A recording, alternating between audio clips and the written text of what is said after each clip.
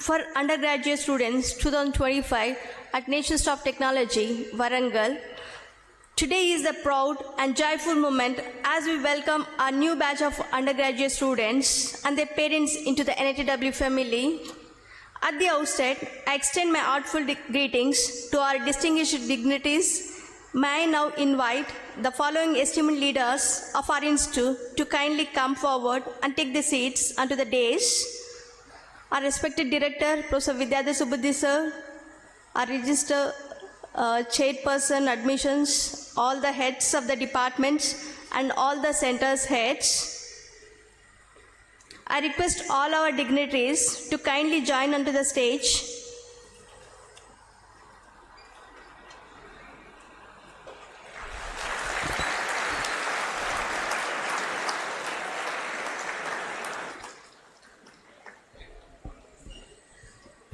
Ma'am, please join onto the stage, ma'am.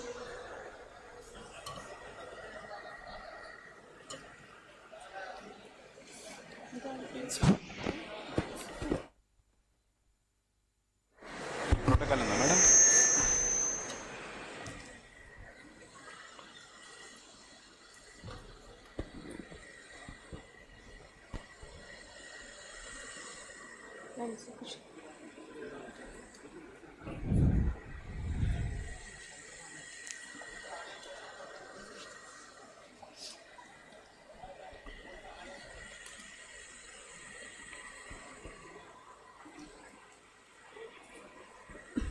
The heads of the departments and all the deans, centers, please come onto the stage.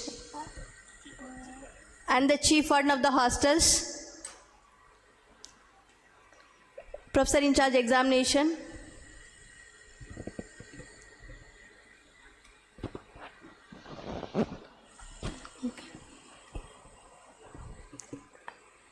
and the professor in charge for vice president of SAC, Professor Banerjee Babu sir.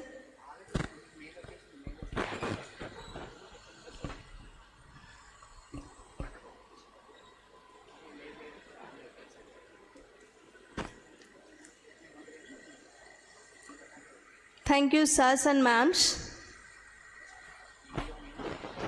And Professor H.P. Rani ma'am, the head of the ITP. And Dean IRRA sir, please occupy your seat. And Professor Ram Reddy, the in charge for admissions, Professor in charge admissions.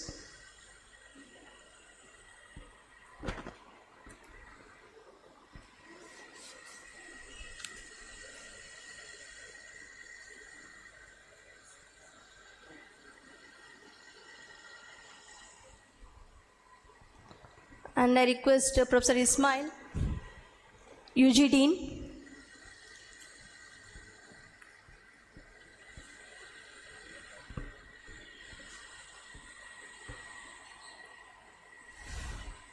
Thank you, sirs and ma'ams.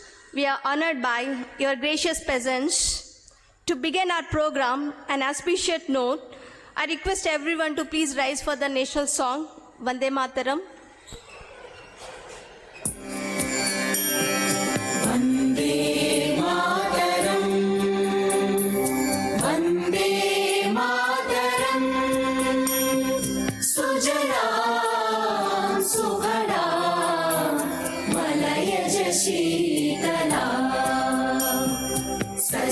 Shyamala मातरं वन्दे मातरं शुभ्रज्योत्स्ना पुलकितयामिनी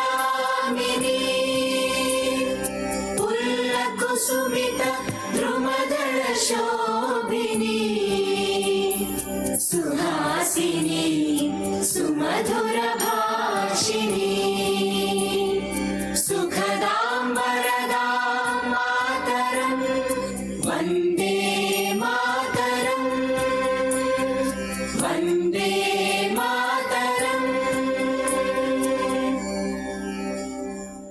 Thank you. Please be seated.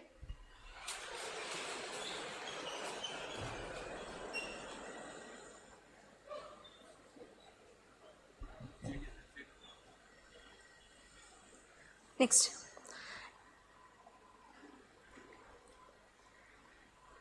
It's my privilege to invite our respected director, Professor Vidyadhar Subudhi sir, to deliver the welcome address.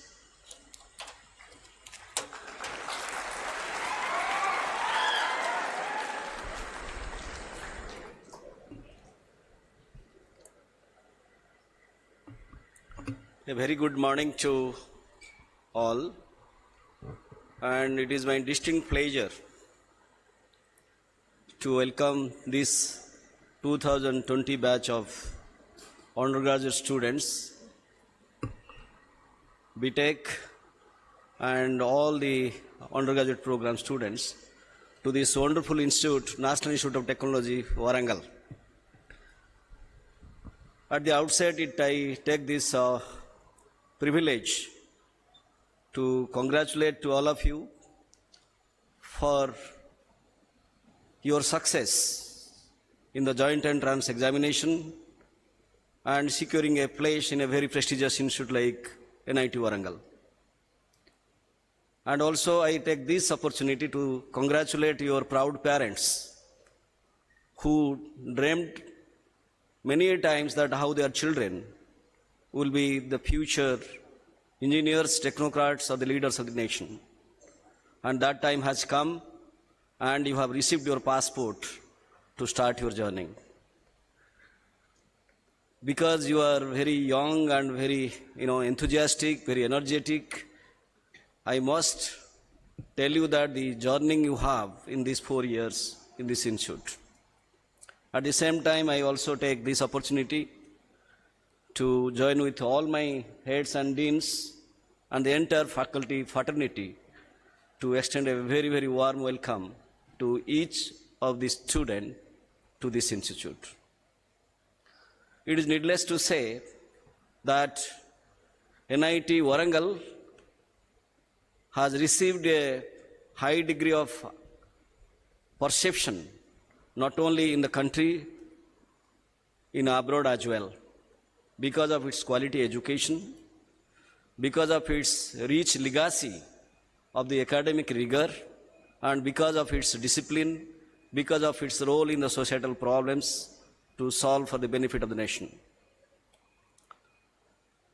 I could understand the amount of hard work you put during your entire preparation, +2 and thereafter the joint entrance, and thousands of students appeared the entrance, and you are the gifted children who could make it happen through your successful endeavor.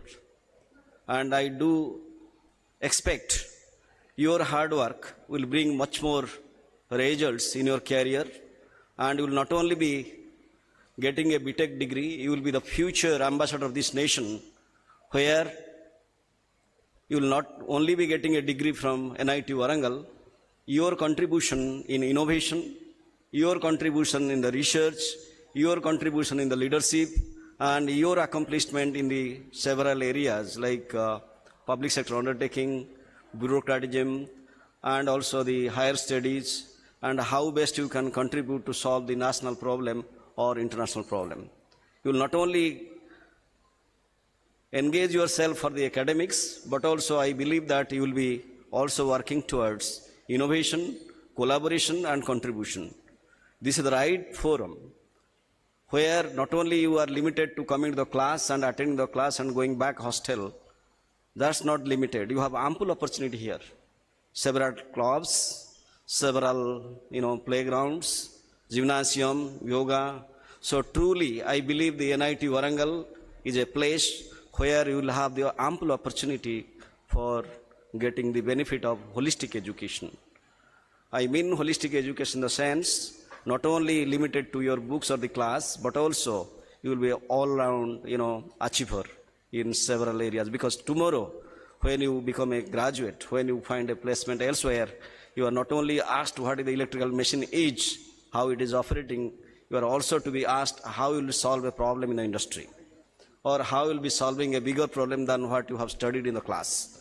So therefore, I would expect that you learn from peers, learn from your friends, learn from your faculty, learn from every individual wherever the opportunity arises.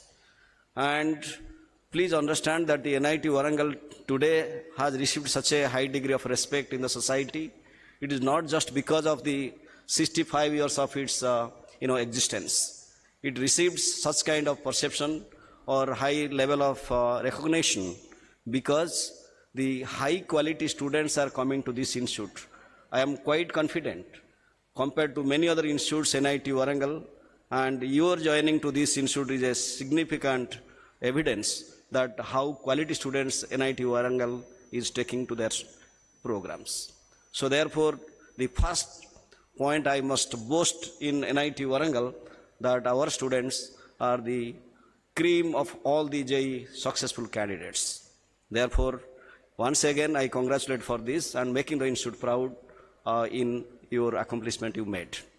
And the second observation I had that compared to many other institutes, NIT Warangal students also showcase their innovation in different creativities, and you will be slowly given a orientation program. Gradually, eventually you will be given a orientation program where the Dean Student Welfare and the entire team of the student activities, that is called Student Activity Center, will be focusing towards giving the direction where you can channelize your interest in sports, in music, in film, in cultural activities, and many more. And you will be glad to know that NIT Warangal has also its mentor-mentee system is in place. So you will take the best advantage of it, where each faculty has certain number of students to mentor, and this is governed through our own in-house ERP system. So the idea is that when you leave your home, you should not feel isolated. You should feel that somebody is behind here to look after you. And I am quite glad our faculty colleagues are enthusiastic to extend all the support to our students in case of their need through this mentor-mentee scheme. The idea is that when you have a problem, maybe it is academic, maybe it is health, maybe anything else, please feel free to keep in touch with the mentor, and the mentor will try his level best to sort out your issues. If not at that level, that can be still channelized to different individuals who will come forward to help you for redressing your difficulties. And I also emphasize here, as I mentioned, that the institute is proud of its discipline.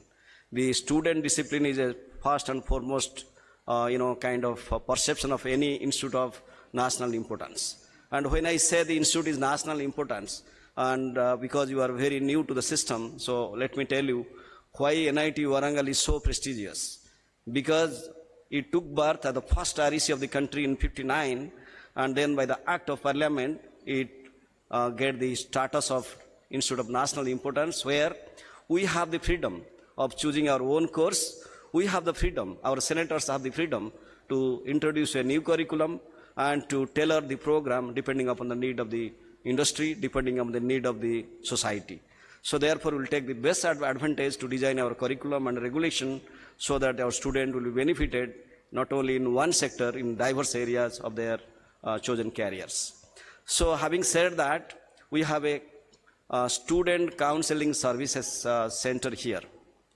So the idea here is that no matter whether you are very healthy or happy, but we never know, for some reason, maybe during the exam or so much of academic pressure or something, temporary there may be a disruption. So in order to curb the situation, we have a student counseling services center where you are free to connect the counseling services, functionaries to take the help to get it the right trajectory to move on. And I am also glad to mention here that our Dean Student Welfare has prepared a kind of student handbook for the benefit of the student, where it clearly envisages the different information you should disseminate for easy attending of the classes, joining in the games and sports and what to do and what to not to do. And from my past several of years of experience, always I feel that the student when come to the campus like ours and when they always cherish the same memory of their homes and they for a while forget that we have some kind of enmity with other students for some reason.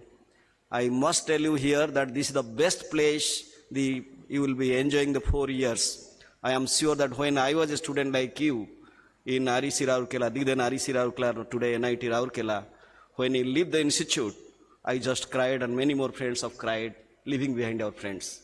So therefore, these are the people, they will be replacing your family for your stay here. So never ever create a kind of enmity with anyone. I understand there could be some difference of opinion or some kind of misunderstanding. I would urge the entire NIT Warangal student like you to inculcate a culture of pan-India. So here our identity is only one. We are basically NIT ones. NIT Warangal student, only the identity. No caste, no creed, no boy, no girl, nothing else. Only our identity is NIT one. That is NIT Warangal student. Tomorrow, when you graduate, you will definitely take the help of your friends or the seniors or future the alumni you can connect. So therefore, I would suggest that create a very, very healthy atmosphere, and in case of any disagreement, try to disagree with agreement. Okay, so that, and always feel like you are not like from Andhra Pradesh or Telangana or Bihar or Tamil Nadu or Odisha. You are basically from NIT Warangal. I will believe that anybody who asks, where are you from? You can say, I am from NIT Warangal. So that is your identity. And you are, behaving in a way that is a big family. I always say the same slogan that NIT Warangal is a big family where there are 52,000 members in this family. In this NIT Warangal, I have some 42,000 alumni are the strong family members, 8,000 plus students, and 1,000 plus faculty and staff. So this is a very big family. We should extend our brotherlyhood, sisterlyhood for every individual, so that in case of any difficulty of our other family members, we come to for their help, and together we can build NIT Warangal an institution, not only the institution of national importance in the country, and this legacy should go beyond the boundaries of this country. And I'm sure that you are already for 2 to 3 days here. And I also mentioned that during your entire career of 4 years here, the life is not that simple as you are witnessing. There could be a lot of challenges, lot of obstacles. But I would tell you that once your starting point and destination are rightly designed, your trajectory is planned rightly, it is how best you steer from the starting point to the end point, how you can steer it. So no matter what obstacle you face in the life. The moment you see NIT Warangal boasts probably the first NIT in the country or among all the central institutes. It has the highest number of rooms in the hostel that we say as 1.8K, but it is Rampa Hostel, where this has been constructed way back 15 years. So we realize that it needs a renovation. As a matter of fact, the renovation is little delayed, and you may be facing little difficulty. But please understand, it is a temporary problem, and our Dean PD and his entire group is working tirelessly to make their best efforts to make the hostels ready for the habitable stay in the hostel premises. And coming back to the food in the campus, unlike many places, NIT Warangal, there are several food courts and eateries in the campus, and our Dean Student Welfare and the Campus Business Committee are working hard to bring all the chain kind of eateries to the campus. To mention some of them is like Madras Filter Coffee, Nescafe, and maybe soon we are expecting Domino Pizza in the campus. We are expecting the Taja Tiffin shortly, and many more eateries will be there. Apart from that, we have different food courts where the student has the option to join in that food court, but taking food in the mess is mandatory. The reason of creating is mandatory as follows. because the food courts in the Institute of National Importance are not the place only to take the food. These are the places to cherish the memory, how best we can discuss during the food, how your problems can be solved together, how you can follow a kind of family kind of bonding during the dining.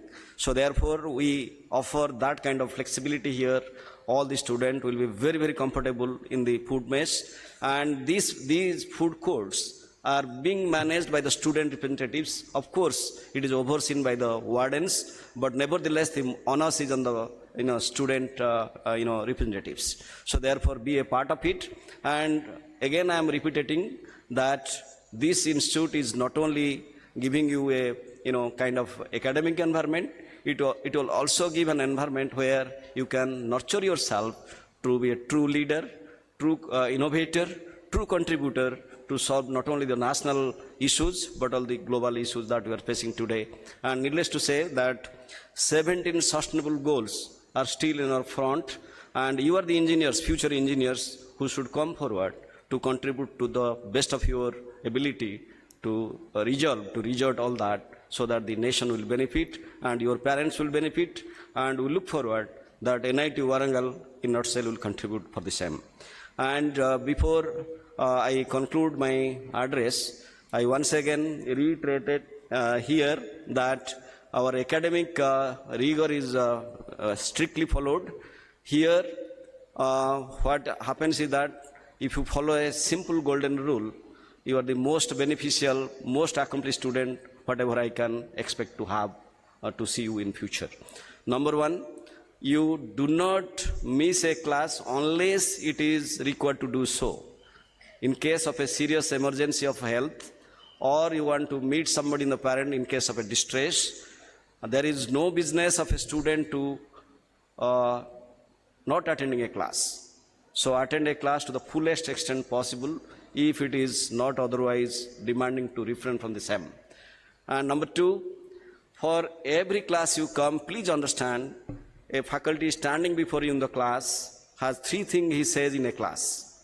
First, he says, what I taught in the previous class, and what I will be teaching this class, and what I will be teaching the next class. And there is a correlation between the three things. If you correlate these three things before you come to the class, you have a glance over what has been taught, and be sincere in the class, and after leaving the class, and you see what create an anxiety in yourself, what I will be reading in the next class. So if three things you remember, and your enthusiasm in the class will be more serious. I understand there are some students debating that I can learn more through the online or through through Google or something else. Please do understand, whatever you disseminate through the any internet source are not authentic in nature. And when you come to a class, probably you will not be getting that kind of opportunity to link to the problem to the real world, or the kind of analogy or the example the professor is trying to deliberate, or the way it will be disseminated across the student body may not be possible through your other means of study. So therefore, class attendance, attending the class is more important component for each one of you for truly making your career fulfilled. And the second one, only not attending class is sufficient.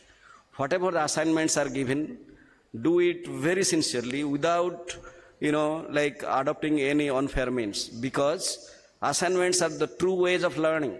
If you make the assignment seriously, I'm sure your understanding level will be more clear than whatever expected. Now, the third thing, when you come to an exam, it is always in autonomous body. The student, like any, earlier the university pattern of students, and now the autonomous body of the student, there is a lot of difference.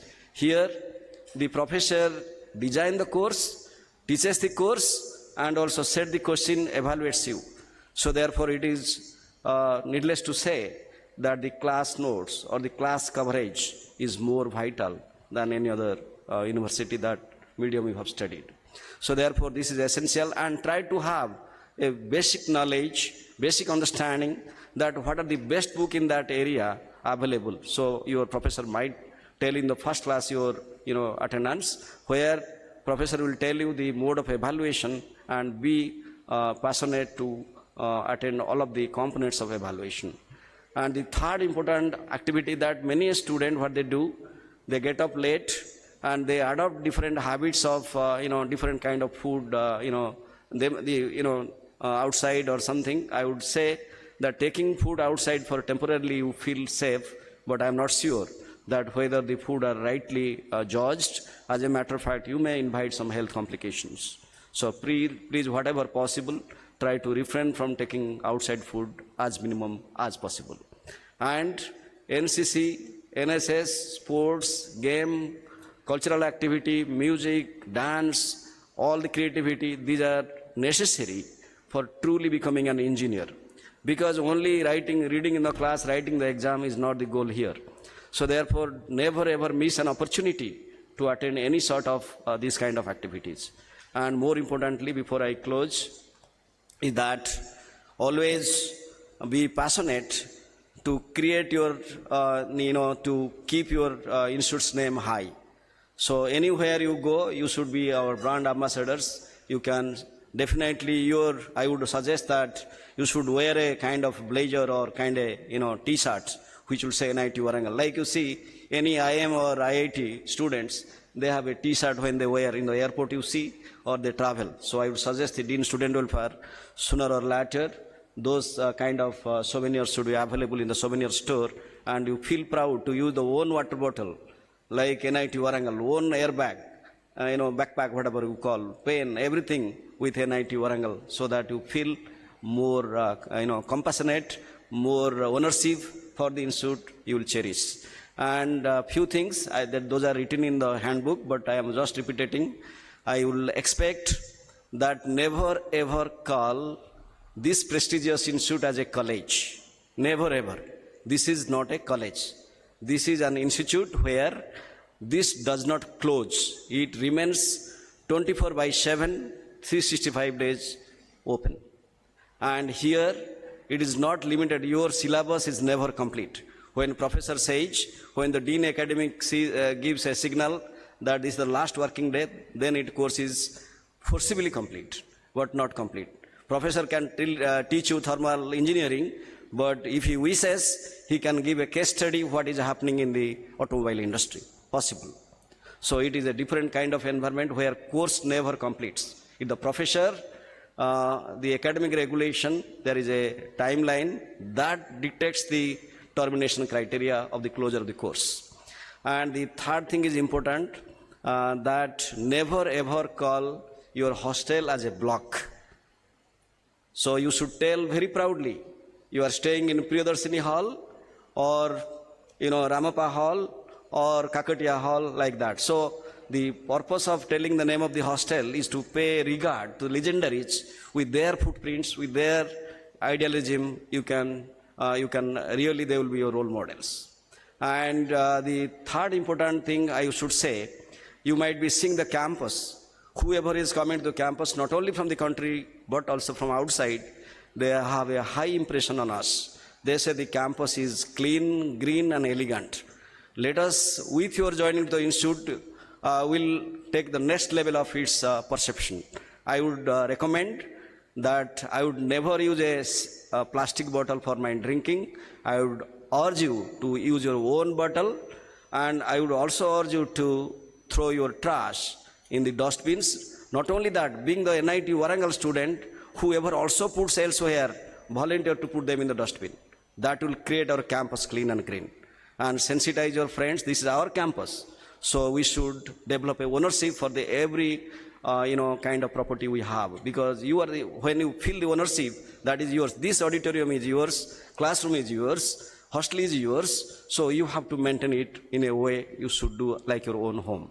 And the third important observation I have, whenever you are walking, so you should choose to walk on the pavements, on the pathways. By that, you will showcase two things, that you will clearly give a message to others that we are disciplined, number one.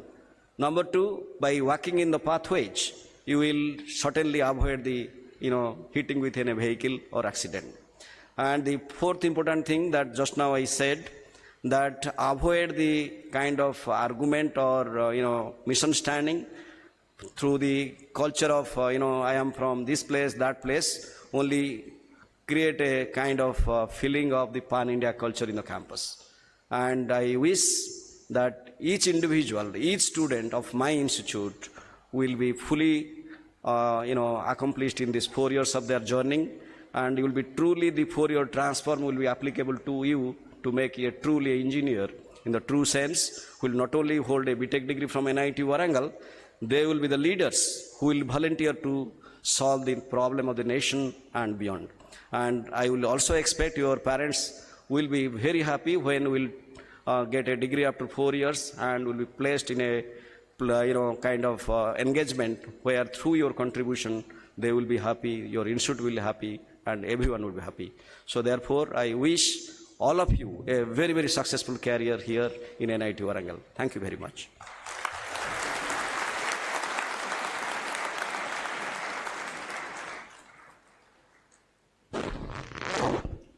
Thank you, sir, for your motivating words of guidance. Moving ahead, I now request our Dean Academic, Professor Venkaya Chaudhary, sir, to introduce our deans, respected heads of the departments, center heads, and the professor in charges, and the academic programs of the institute. Sir, please.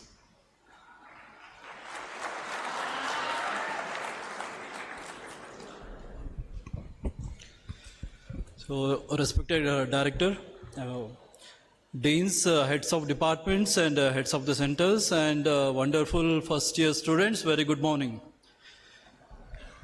And I would like to just brief you about the academic departments that we have. So we have total 14 academic departments, out of which 9 are engineering departments, 3 science departments. Apart from that, we also have Department of Management Studies and Department of Humanities and Social Sciences. So put together we have 14 departments. And apart from that, these 14 departments are supported by 12 centers. I'm going to introduce all the heads of the departments and heads of the centers to you. And these 14 departments, along with these 12 centers, we are operating 50 academic programs. So out of these 50 academic programs, we have 11 BTech programs, 1 BSc BEd. So these 12 are the undergraduate programs. Apart from that, we have 37 postgraduate programs, out of which 26 are MTech programs. We have 4 MSc, 3 integrated MSc, 2 dual degree programs. And apart from that, we also have PhD program and postdoctoral fellowships also. So once you start here at undergraduate level, so we have all programs up to the postdoctoral fellowships. Now I also take this opportunity to introduce all the deans, heads of departments and centers. So we have total 6 deans. So I am a Dean Academic. My name is Venkaya Chaudhary. I am a professor in the Department of Civil Engineering. So we have Dean Faculty Welfare, Professor Narsaya. He is a professor in the Department of Metallurgical and Materials Engineering. So we have Professor S. Srinivas Rao, Dean International Relations and Alumni Affairs. He is also the professor in the Department of Electrical Engineering. So we have Professor P. Ratish Kumar. He is the Dean Planning and Development and also professor in the Department of Civil Engineering. So we have Professor Sirish. He is the Dean Research and Development and professor in the Department of Chemical Engineering. So we have Professor Kiran Kumar, Dean Student Welfare. He is a professor in the Department of Mechanical Engineering. And as I said, we have 14 academic departments. So we'll start with, in alphabetical order we'll go. And we have Professor Venkat Reddy, Head of the Department of Civil Engineering.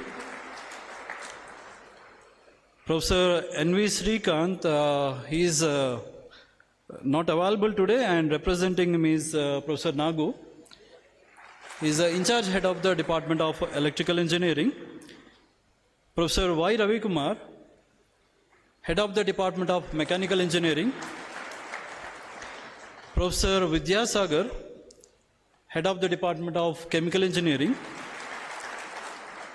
Professor Ramaraju, Department of Biotechnology. Professor Saurabh Roy, Head of the Department of Physics. Professor Santosh, Head of the Department of Chemistry. Professor Madhavi, Head of the Department of Humanities and Social Sciences. Professor Sunita, Head of the Department of Management Studies. Professor Selvaraj, Head of the Department of Mathematics. Professor Ajay Kumar Pandey, Head of the Department of Metallurgical and Materials Engineering. Professor Rashmi Ranjan Raut, Head of the Department of Computer Science and Engineering. Professor J. Ravi Kumar, Head of the Department of Electronics and Communication Engineering. Professor Sudhakar, Head of the Department of Computational and Data Science. And this is the youngest department out of the 14 departments. Now I will introduce you to the heads of the centers.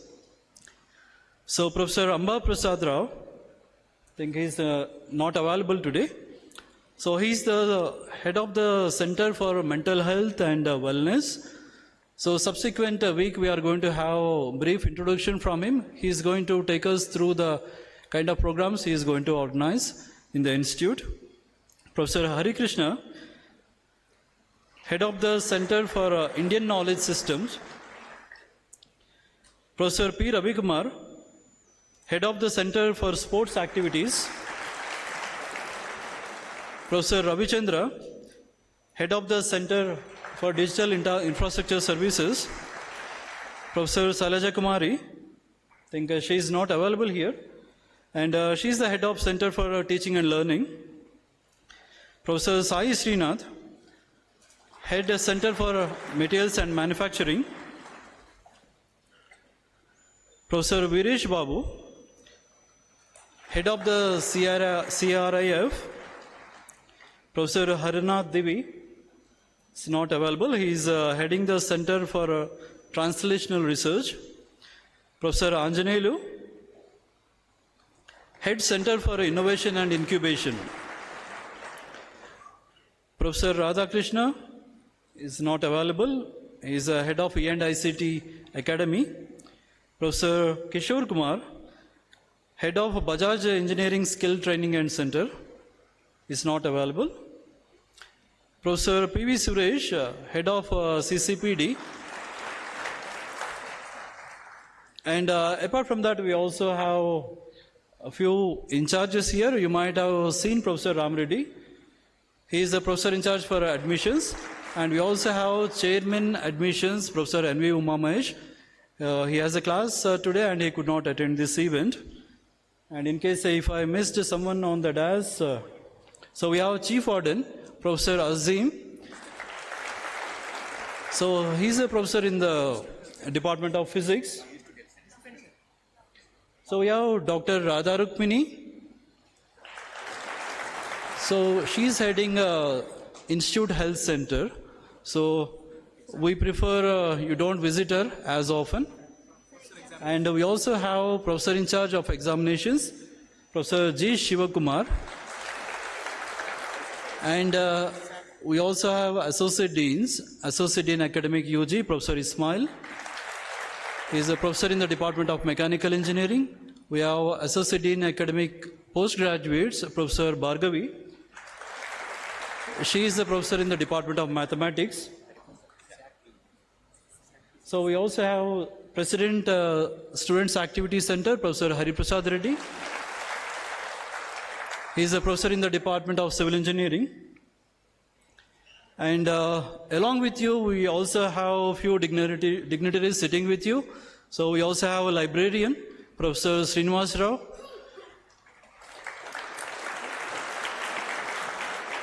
We also have coordinator for admissions undergraduate, Professor Giridhar.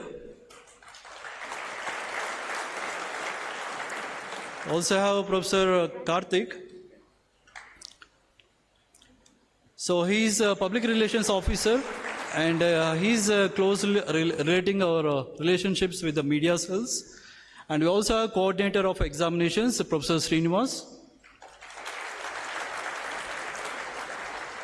We also have coordinator for foreign admissions, Professor Arukya Kumar. We also have DR Academic, Professor Mr. Habib Khan.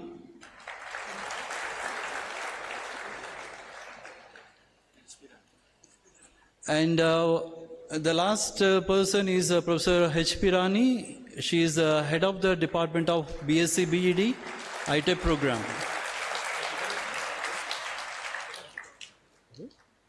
So we also have SAC Vice President, Professor Banerjee Babu from Department of Mathematics.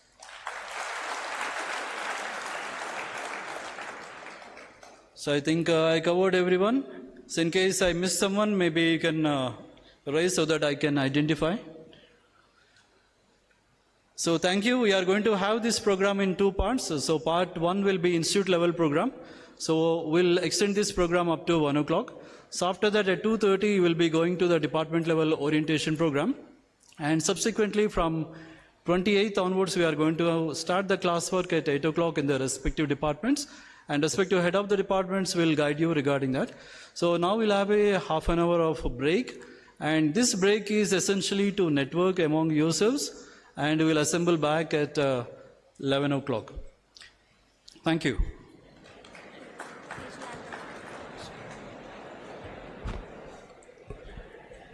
Thank you, sir, for enlightening with our institute academic framework and the leadership. Finally, I request everyone to once again raise for the national anthem.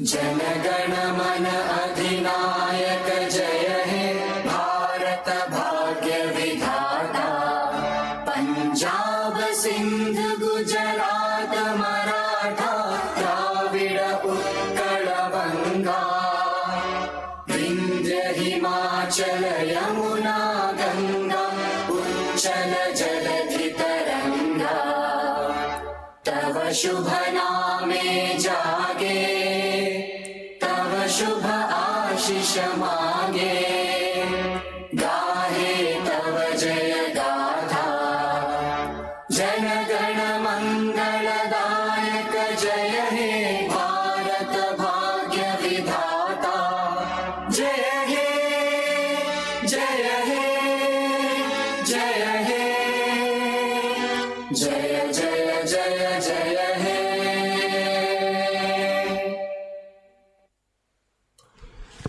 So we'll break for health break and networking. Exactly after 30 minutes, please come back and be seated in your respective seats. We'll have another session here.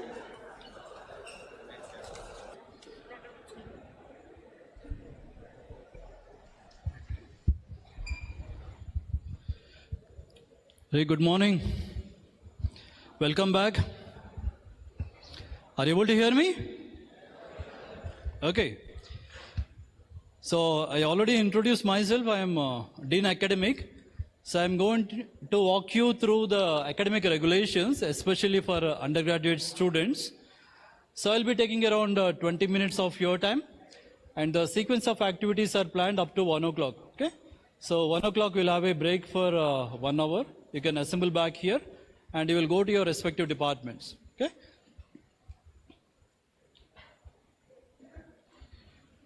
So you are aware that we have 12 undergraduate programs. So because we have all the 12 undergraduate program students are sitting here, apart from that we have dual degree students here and also integrated MSc students who are present here. So I need not have to explain again. You know these are the departments that are available here and these are the respective programs which are being offered in the 14 departments which I introduced in the earlier session.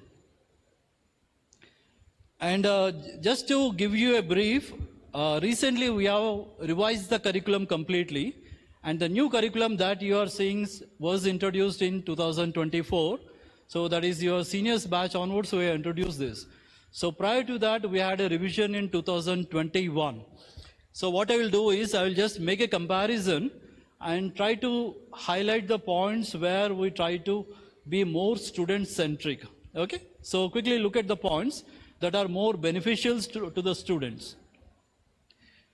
So this is a new curriculum, started from the previous year. And for the first time, we started the new course called Design Thinking. So that you are going to learn in the first year. So the circuit branches will be learning it in the second semester, whereas the remaining non-circuit branches, you will be learning this Design Thinking course in the first semester. So immediately from Thursday onwards, you will be exposed to this Design Thinking course. So this is something new introduced in the curriculum in 2024.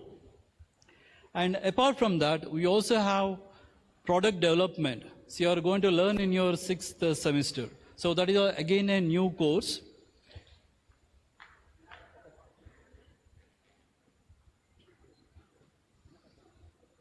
And you also see there is something called as fractal course.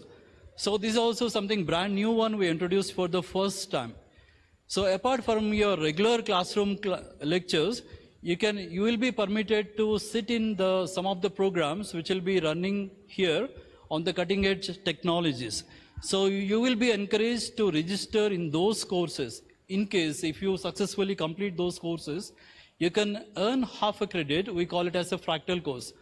So I will also highlight the definition of the credit. In the table you can see there, we are going to have total 14 weeks of the contact hours. And in each week, we are going to have theory and tutorials. Right? So 1 hour of theory or 1 hour of tutorial, it carries a credit of 1. Okay? And laboratory, each 2 hours of contact period will carry a weightage of 1 credit. And the fractal course, so each 1 hour will be equivalent to half a credit. Right? So if you look at the total 14 weeks, we are going to have only 7 contact hours for this fractal course. And this fractal course, you will be learning first fractal in the 5th semester and the second fractal in the 6th semester. And these are the more benefits that you see here. The weightage to the laboratory courses were increased significantly compared to your 3rd year and 4th year students. So your batch and your seniors batch, you are going to get more weightage for the laboratory classes. So earlier batches, they had the laboratory integrated with the theory part, where the weightage was less. It was only 1 credit plus 3 theory courses, 3 credit courses for the theory. Whereas now what you have done is the laboratory is an independent course, and you'll have 1 tutorial plus 2 laboratory sessions. So again, you will be getting total 2 credits for that. So that is again more weightage that is given to the laboratory courses. And the major change is this. In each and every semester, maximum you will be learning only 5 theory courses and 2 laboratories. This is the upper limit that you have. So that means the load on the students is also reduced significantly. That is more beneficial to you now.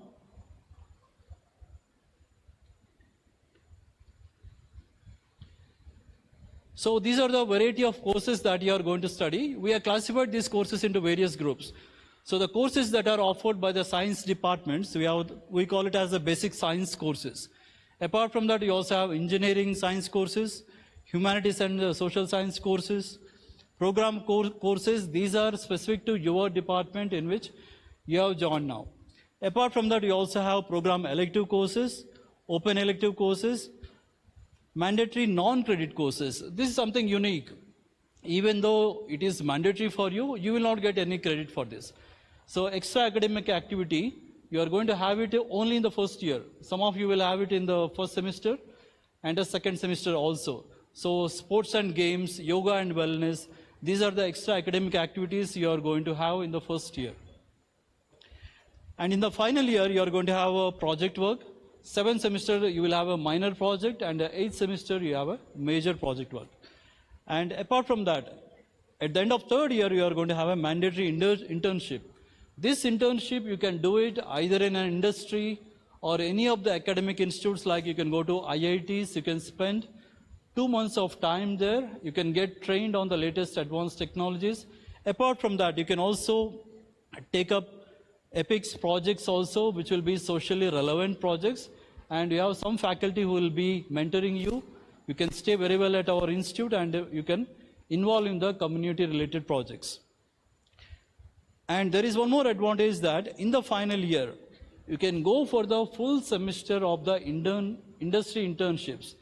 And the elective courses that are available in the 8th semester, they can be compensated. You can study them very well in advance in 6th and 7th semesters. Otherwise, there is another way. You can take them in online mode, but you have to write the exams also, mid and end semester examinations. And all the credits put together, each student, you need to earn 150 to 160 credits. You see that there is a range of 10 credit differences there. But if you look at any specializations, I'm just focusing on the BTech programs, the 11 BTech programs. So minimum is 153, and some of the programs you have up to 156. These are the range of credits that you need to earn so that you can get the required degree at the end of the 4th year.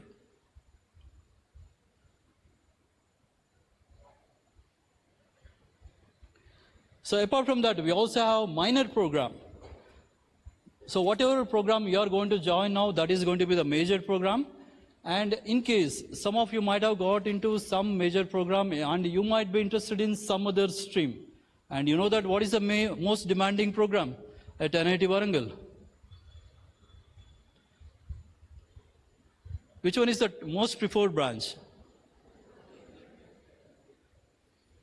There is no response. Computer science? Okay, let's assume that I am a civil engineer. If some of you are civil engineers and if you are interested in computer science, and we are giving a provision for you to study computer science, or in fact, if you are in one particular branch, you can study other branches also as a minor program. So that is something unique you have, the opportunity, but there are certain riders. So you need to get at least 7 CGPA, okay? That is one requirement. And there should not be any U grade or R grade, or there should not be any backlogs. I will explain you what is the meaning of this R grade, U grade, and backlogs, so on. And you have this flexibility. You can take one minor, you can take one honors program, or you can take 2 minors, or you can also take 1 minor plus 1 honors. Right? I will explain you about honors in the subsequent slides. And you are going to start these minor programs from 3rd semester onwards. So that means total you have to take 5 courses. Each course carries a weightage of 3 credits, total 5 into 3, 15 credits. Once you earn 15 credits, you will be qualified to get a minor degree in the branch other than your major degree program. So that is the advantage that you have. And there is a certain limitation. We cannot run this program. So what we have done is we have put a minimum limit. If there are 10 students, we can run this program. And there is also an upper limit on this. So we are going to limit this for 80. So there may be more demand for a particular program. So we put an upper limit on that. And the criteria that we are going to adopt is your CGPA. Whoever is going to get into the top CGPAs, they can get into the most demanding minor programs. Okay? So now you know what you have to do. Start competing with others and try to increase your CGPA as high as possible so that whatever minor program or whatever branch you could not get, you can earn a minor degree program in that particular branch also. And the degree will be awarded like this. For example, if you are going to earn BTech in civil engineering with minor specialization in computer science engineering, that is one example, right? So similarly, you can have any such examples in the minor programs. So apart from this minor program, you also have something called as a honors program. So this you are going to learn in your own program. Again, I am citing you the example of civil engineering. If you are in civil engineering and if you want to get a honors degree in civil engineering, you can register for any of the MTech programs. So in civil, we have 7 MTech programs. As I mentioned in the earlier session, there are 26 MTech programs. So within that department, you can register for the respective MTech programs that are available, and you can get a honors degree. And the guidelines is that you need to get a minimum CGPA of 8, and there should not be any U grade or there should not be any backlogs. Only such students are eligible to register for the honors program.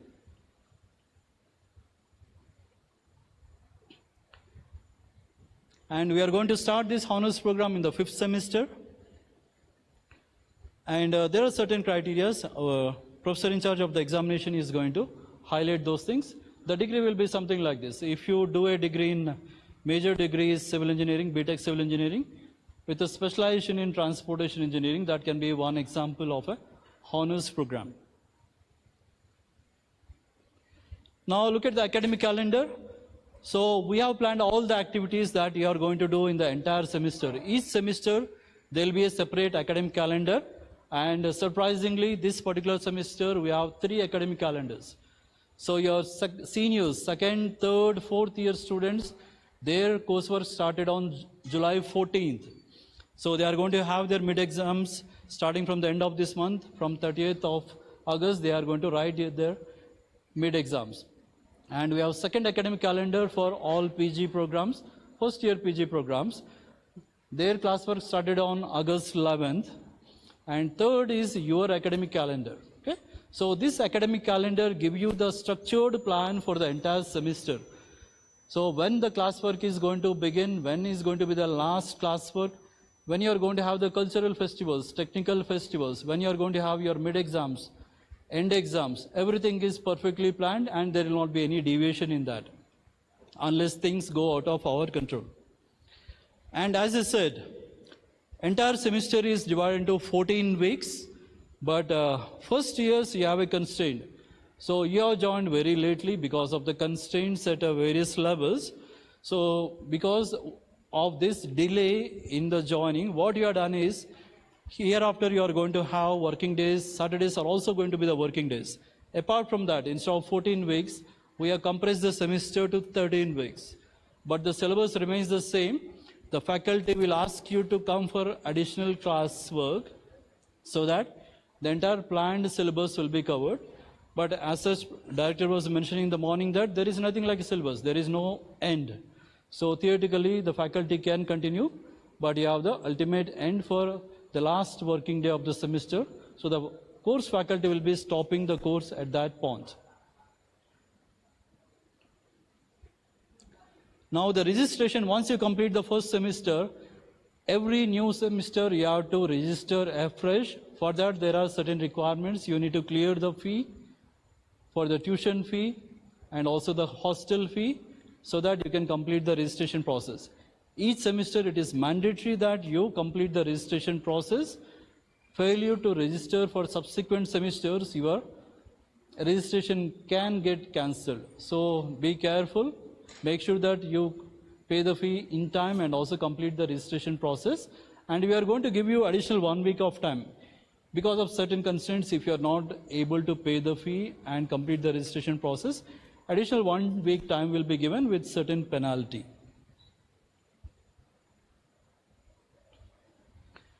And regarding attendance, theoretically it is mandatory for you to attend all the classes. 100% attendance is mandatory, but sometimes things go out of control.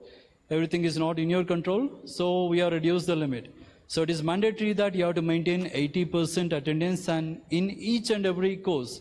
That includes theory courses and also laboratory courses. Okay, that is a 20% concession is given to you. Apart from that, you have certain benefits. Let's assume that if you are not going to maintain 80% attendance, then such students will be awarded R grade, right? What is the meaning of this R grade? Any guess? R grade. It is a repeat grade. That means you have to do this course afresh. Okay? So make sure that you maintain 80% attendance in each and every course, including the laboratory courses. Now there are certain concessions, and in case if you have any health issues or if there are any calamities in your family, in such cases we do consider such cases, and additional 50% grace attendance is considered. Instead of 80, we can reduce the limit by another 15%, so that you need to maintain 65% attendance.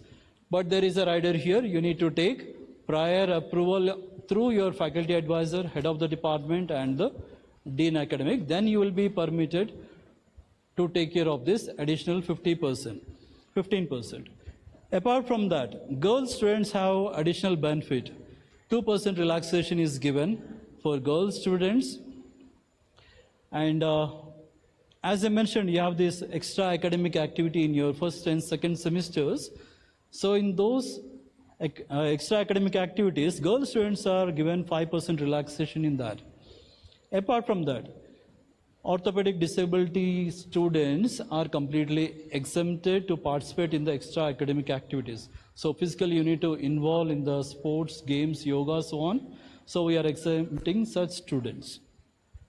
And apart from that, if you are going to participate in any of the institute level activities, if you are going to represent the institute nationally or internationally, or within the campus, if you are going to support Center for Career Planning and Development, such cases, we can give relaxation for 5 working days per semester, provided it is approved by your head of the department, and you have the head of the CCPD sitting here.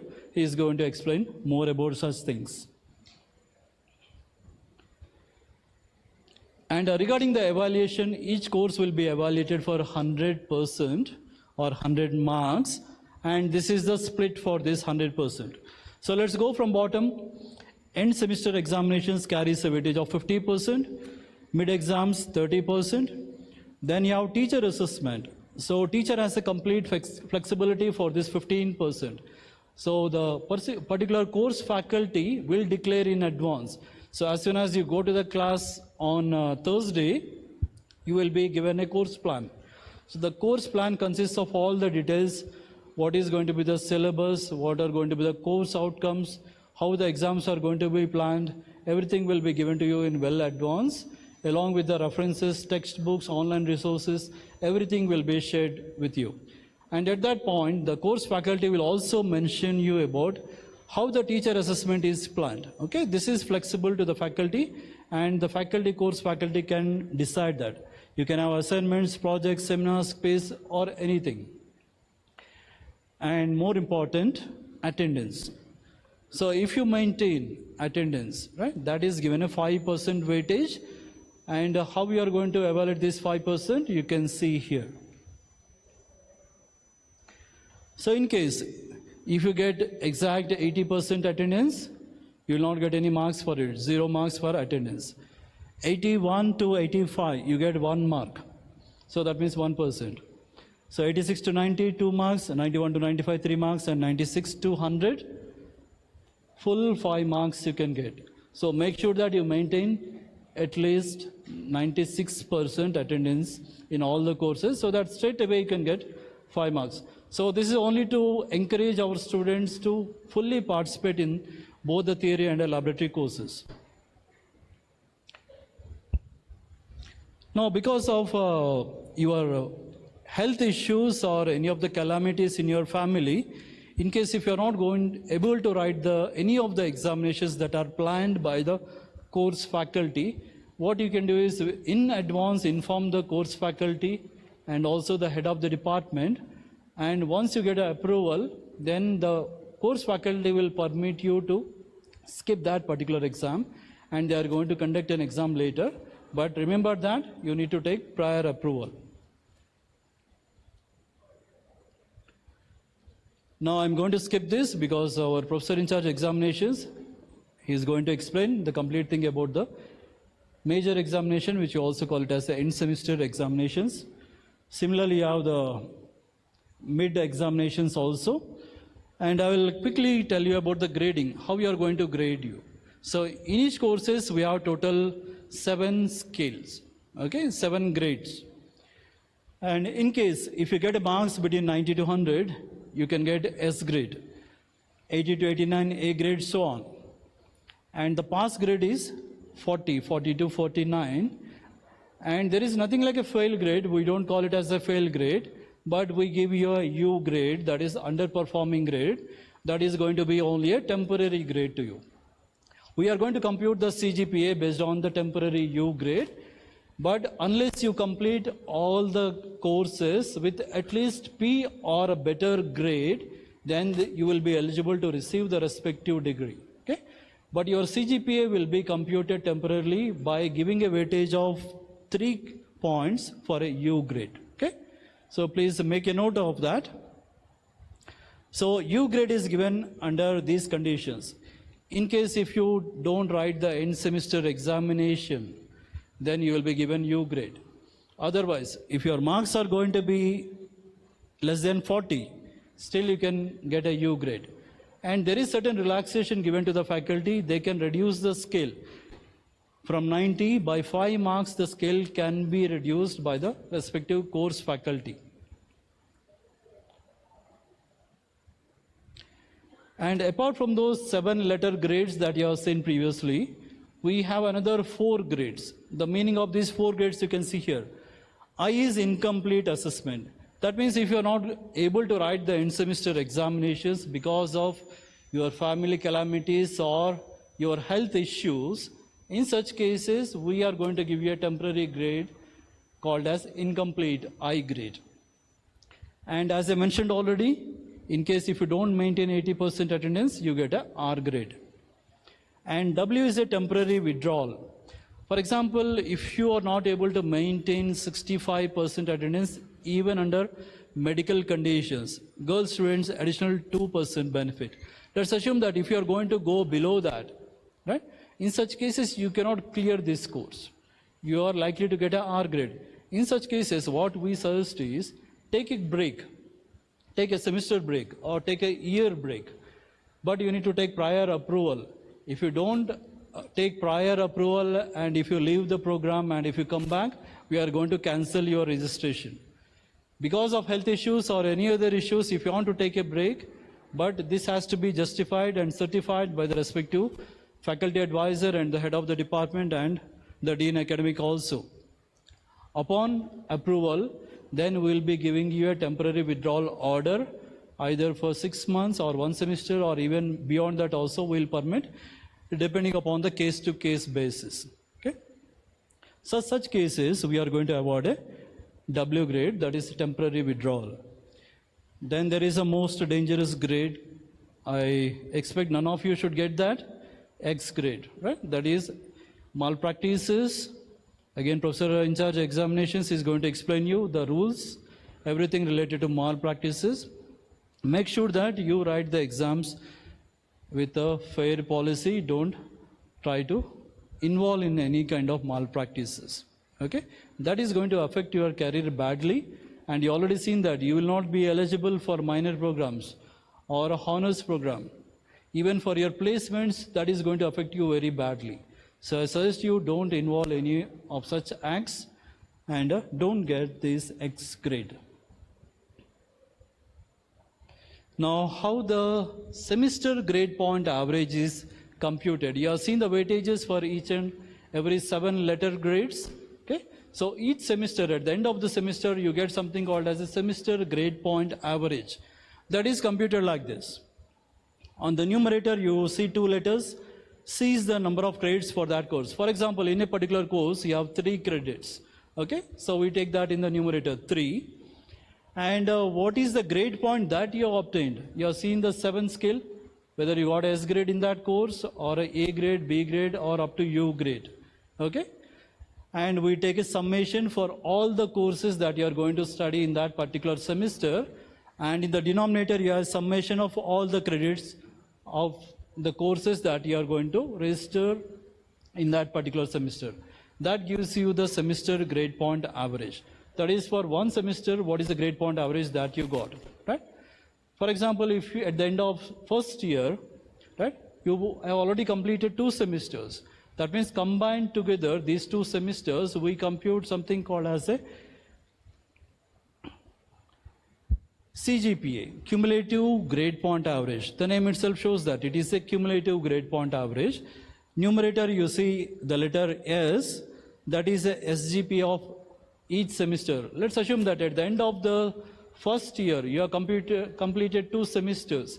So what is the SGPA in the first semester? What is the SGPA in the second semester? And you also try to look at what are the credits, total number of credits registered during that particular semester, and make a summation of all the credits in the denominator. That gives you your cumulative grade point average. And sometimes if you try to apply to your higher studies or any other cases, sometimes people ask you, we consider only CGPA at our institute, but in order to convert this CGPA into percentage, we use a scale. This is the approved scale that we follow. CGPA minus 0.5 into 10, that gives you the percentage of marks. For example, if you get 6.5 CGPA, the corresponding percentage of marks is how much? 60%, okay? So similarly, you can convert that, interconvert the percentage into CGPA or vice versa. Now the award of degrees is given like this. In case if you get a CGPA more than or equal to 8, but there should not be any R grades, no X grades, no U grades, you will be given first class with a distinction. In case if you maintain CGPA above 8, but you have R or X or U grades sometime in any one of those semesters, 8 semesters. In such cases, even if you get more than 8, you will not be given first class with distinction, but you will get only first division.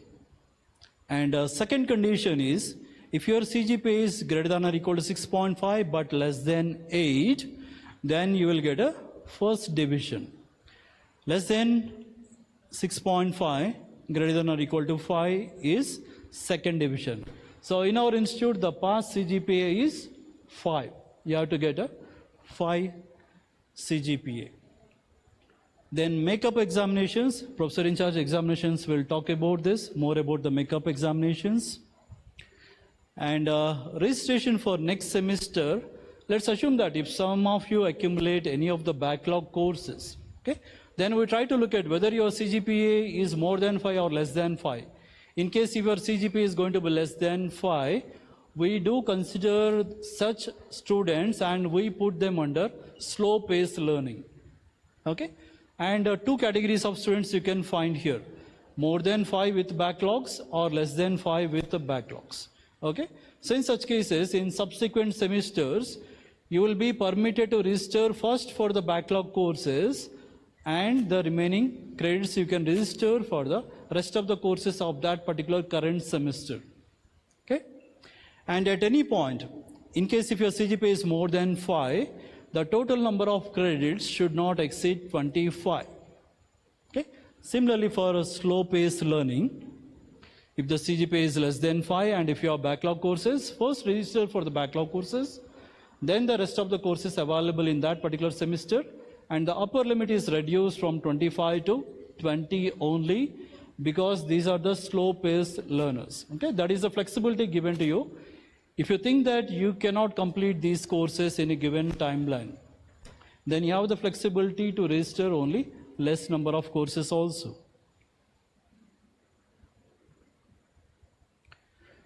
Now there are certain committees called as a class review committee. So that mainly consists of a Departmental Academic Performance Oversight Committee is going to be the chairman, and you are going to have members.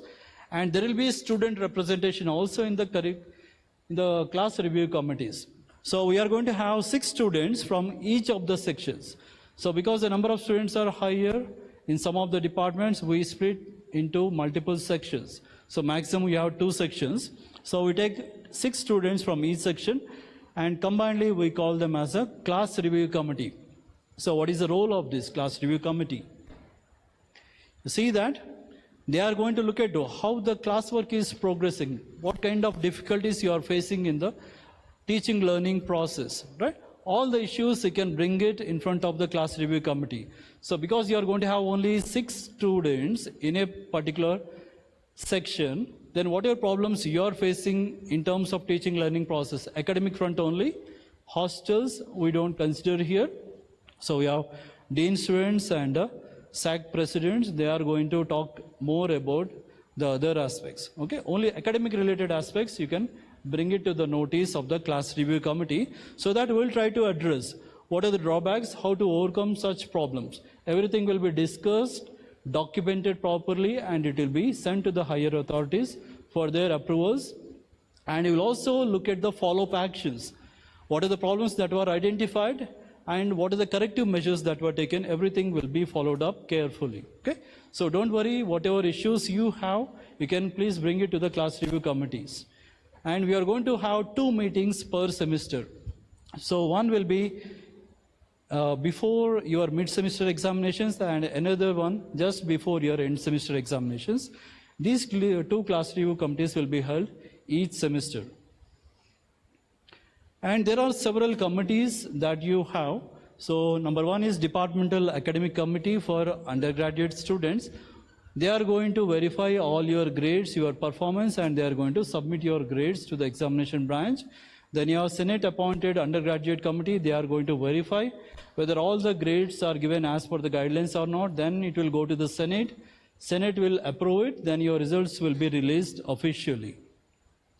Second one is a class review committee, just now I explained about that.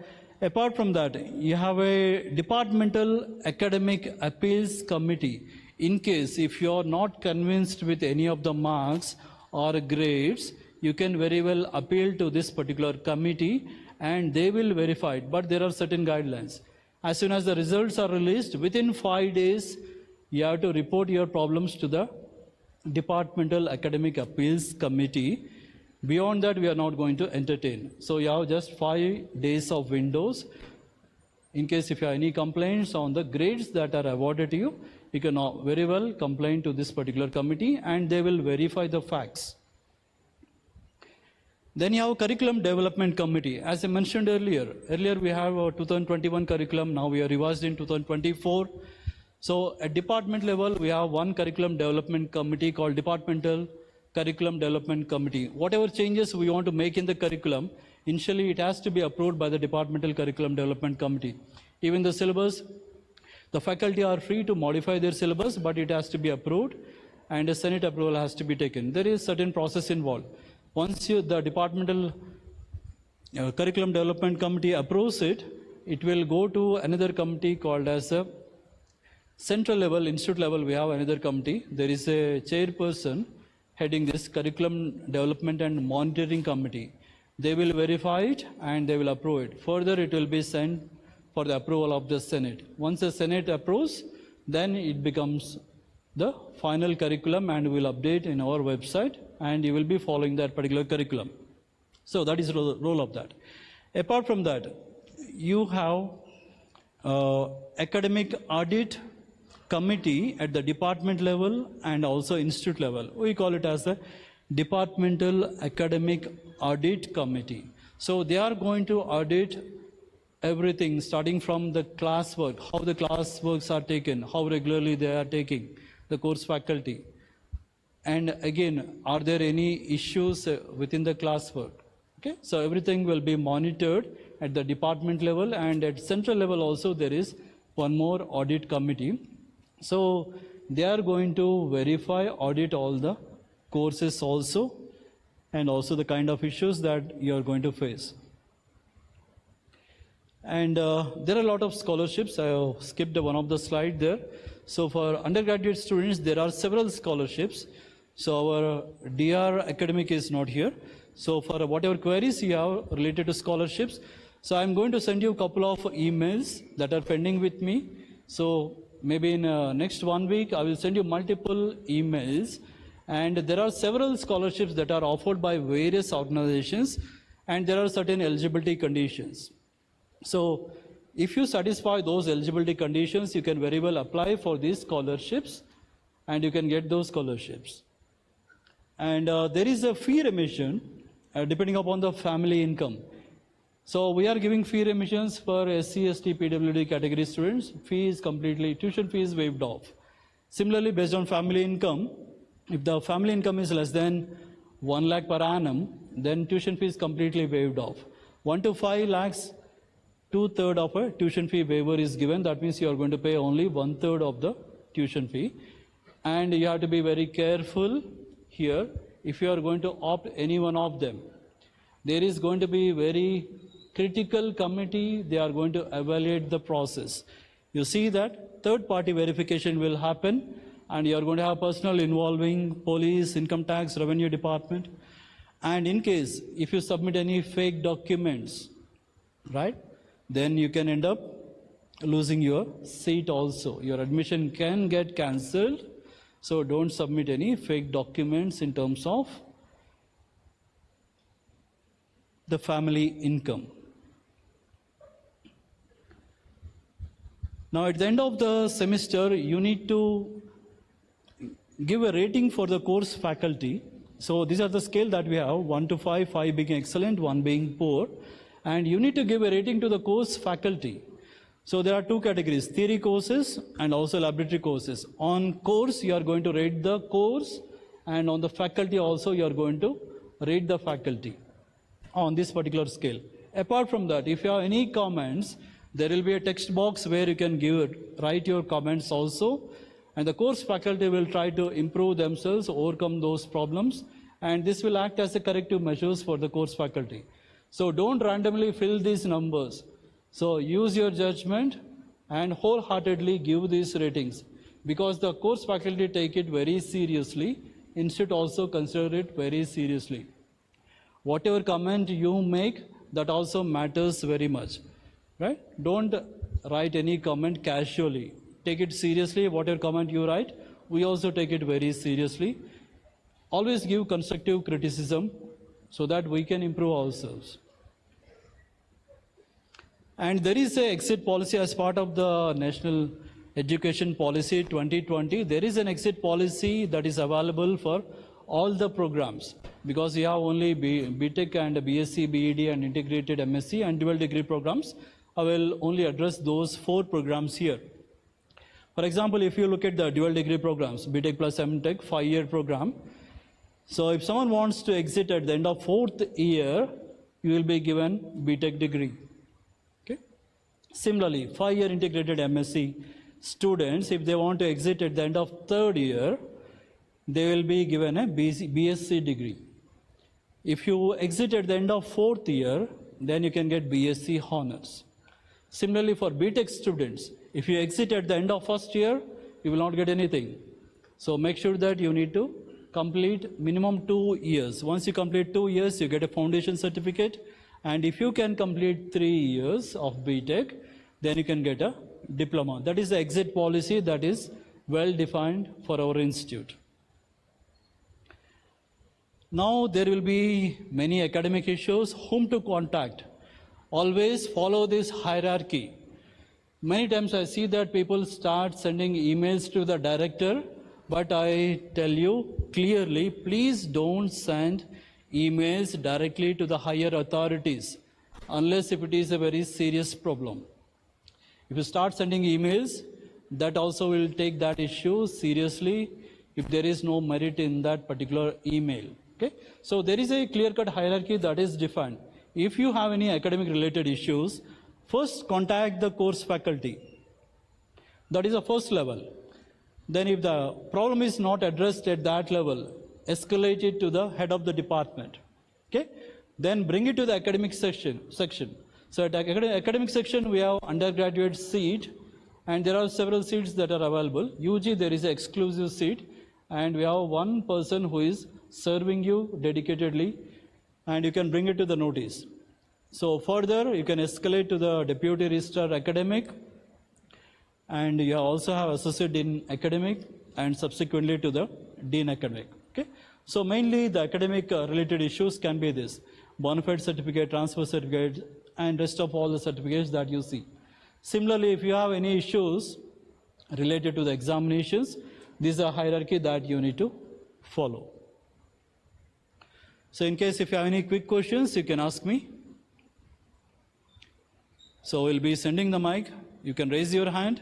In case if you have any quick question, you can ask me. Otherwise, I will close here. Any questions? Okay, whatever I presented here, everything, we have dean students who have shared already a document that will be made available to you. And apart from that, you have the course regulations, course curriculum and syllabi. That document is available. This is just 20-page document. You can read through it. Today itself, make sure that you read it, familiarize yourself. Many times we find that students don't care about the regulations. Make sure that spend 1 hour of your time and read this 20-page document so that the regulations will be clear to you and it will be easier. Okay? So thank you very much, and I wish you all the best, and officially I welcome you to NIT Warangal. Thank you. Thank you, sir, for providing valuable insights on the academic regulations that will guide our students throughout their journey.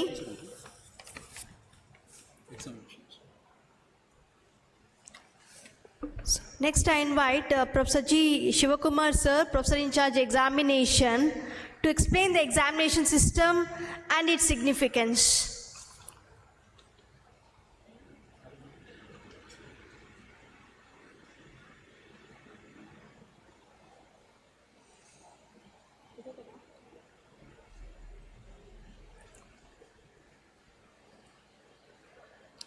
నడిచేటప్పుడు జాగ్రత్త sir sir ఒకరు పడతారని అన్నది ఉంది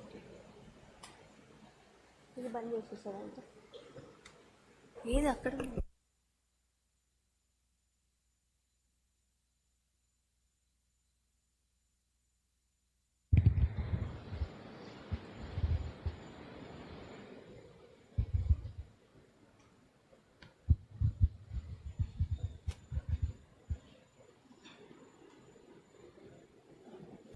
ఇది ఈ slide change ఎట్లా ఇది slide change వచ్చిందా చూపెట్టా ఇట్ సైడా okay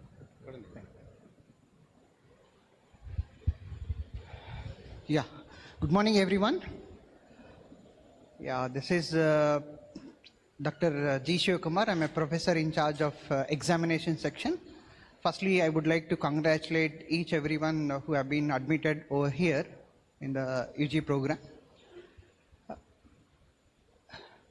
Yeah, you all know that the examination, how important is for your future, the coming career, and actually the CGPA, whatever it is there, the placement in charge will brief on that particular point, how it is important for the placement.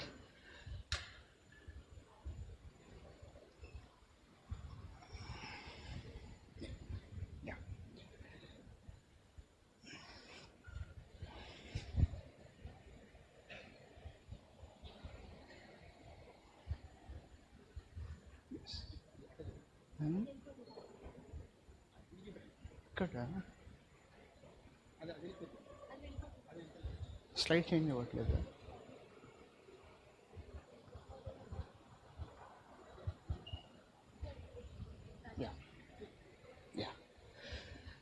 the examination section will be handling in the conduction of the mid and the major end examination, and also issuing the certificates with respect to the grade certificate and then provisional certificate and consolidated marks memo and the original degree. Apart from these certificates, we'll be handling the issuing the duplicate certificates and also the academic verification. Once you go to the any industry, they will verify at the back end whether on the genuineness also we'll be doing that also. Yeah, the Dean Academics has given about the scheme of the evaluation. Like in this, as I said, like the mid-semester examination, major end examination will be handled by the examination. Regarding the teacher assessment, which will be clearly, mentioned by the concerned course faculty before, once the classes, once the course is commenced. Yeah, as I said, like this is handled by the examination section, and it is as per the academic calendar schedule. I request all of you, please go through the academic calendar. There are several, it will be mentioned what activities will be going throughout your semester also. Yeah, if you missed out any mid-examination and major examination which is conducted by the examination section, only as the Dean mentioned, Dean Academics, serious illness, hospitalization, and any calamity in the family. In these particular cases only, we will be conducting the re-mid or the major examination also, provided that it has to be intimated to the concerned faculty, and the concerned faculty will be routed to the head of the department that will reach to the Dean Academics.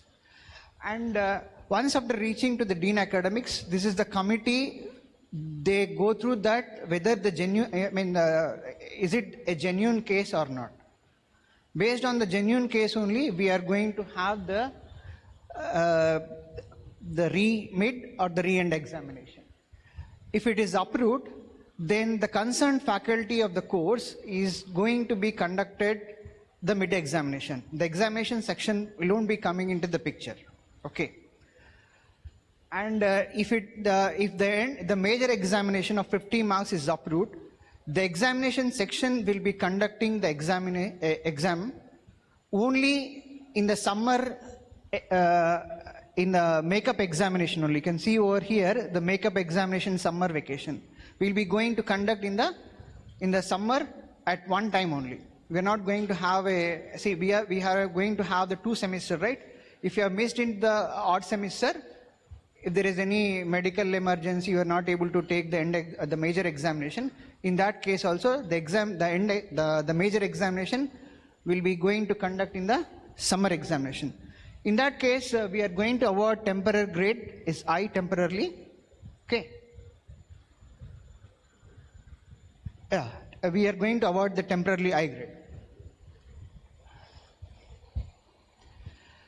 Yeah, these are, as I said, like the examination section is going to be handled only the theory courses.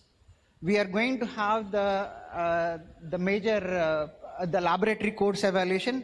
These also will be taken by the head of the department and the concerned course faculty only. Even the major project, which is also going to be handled by the respective department only. And there will be committees there.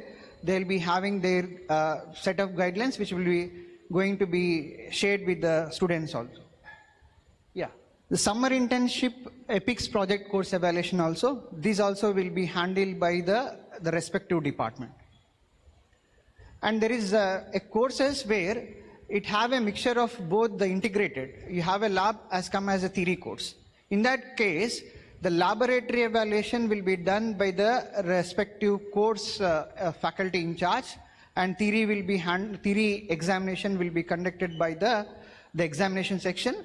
There is a weightage of what percentage need to be considered in the laboratory based on the number of the credits. Yeah, coming to the makeup examination, which will be held, as I mentioned, like only in the summer once in a year. The eligibility of taking this examination, only the student, if the student has been awarded U grade or I grade only. The student is not allowed to take the makeup examination who got the R grade. R grade is given those who are having the less than 80% of the attendance. Yeah. Options of U grade, you can appear in the makeup examination, or else you can take the examination in the study mode also. Yeah. Only one attempt will be given to write the makeup examination, those who got the U grade. Okay.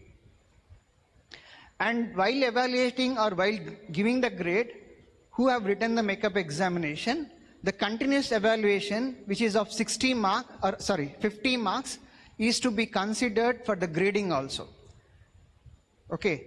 In that case, the grading scale will be considered the regular course, whatever the grading scale is there, the same scale is considered for awarding the ranges also, for grading also. If you are not cleared the makeup examination, let's assume that if you are got a U grade, in that case the course need to be registered in the subsequent semesters. In the makeup examination, you can register n number of the courses, and there is a defined schedule is there. We have been following that academic schedule, and you have to register for the makeup examination only. It is not like that what your exams have missed, you cannot be allowed until unless you register the makeup examination. Yeah. During the examination, like we strictly follow the examination rules, no malpractices, and you need to carry your ID card and then the registration slip. If there is any issues during the examination, you can report to the invigilators also. Academic integrity, it is your responsibility. Yeah. If there is any kind of a issues, I mean, if you have been involved in the malpractices, suppose if the invigilator has brought to a malpractice case to the examination section, this is the committee which is going to evaluate the seriousness. Based on that, the punishment will be there. And the punishment, whatever the committee will be recommending it is to be approved by the director or the chairman, Senate also. Yeah. This is the malpractices, taking out unused answer booklet. If you caught in this case, you will be awarded the U grade and then the 5,000. Talking with the neighboring students in the examination hall, you will be awarded a U grade in one course. Possession of any kind of a material related to the examination, not necessary that to be examination. Other than your registration slip, if there is any material is there, you will be awarded a U grade in one course and barred for taking out or taking the examination in the summer makeup examination also. Exchange of question papers materials also, you will be awarded a U grade in one course. Possession of gadgets copying, U grade, and barred from makeup summer examination. If you repeat the same thing, you will be rusticated from the institute. Possessing, giving another's answer book, both will get the U grade. And receiver barred from the makeup/summer examination. Misbehavior and threatening the invigilator. All exam semesters cancelled and debarred for 1 year. Repeated offense of serial number 2, as I mentioned, 2 and 4, same as above and plus the 1 year debarred. Taking answer scripts outside or submitting answer script outside, all exams of semester cancelled plus 1 year debarred. Impersonation, we will be giving this particular case to the outside of the police station, the outsider if it is involved, and bona fide student and impersonator, they will be debarred for the 2 years and cancellation of all the examinations. Physical assault of staff or students will be rusticated from institute. And if the large scale organized malpractice, advanced knowledge of question paper, they will be awarded the X grade. As Dean mentioned, the X grade is a very, punishment grade in all the courses and bad conduct remarks in certificate. Organized malpractice, it is a very serious offense or case, will be rusticated from the institute. These are the malpractices, and I request all of you not to be involved during the examinations with respect to the mid and end examination also. It is not necessary these malpractices considered to be to the mid and end examination. Even the teacher assessment, if you have been involved in the teacher assessment also, the similar kind of the punishment which will be imposed on the students. Please be careful about this particular malpractices cases. Yeah. And then once, as Dean mentioned, the gradings, right? Once the gradings has been done by the individual faculty, it is submitted to the faculty advisor of your course, and these results will be presented to the department DAC, and it will be passed. If there is any variations need to be changed in the grade scale, or looking over any kind of a improper arranging also, they will be discussed in the DAC UG, And these results, once it is approved, it is processed to the Senate subcommittee.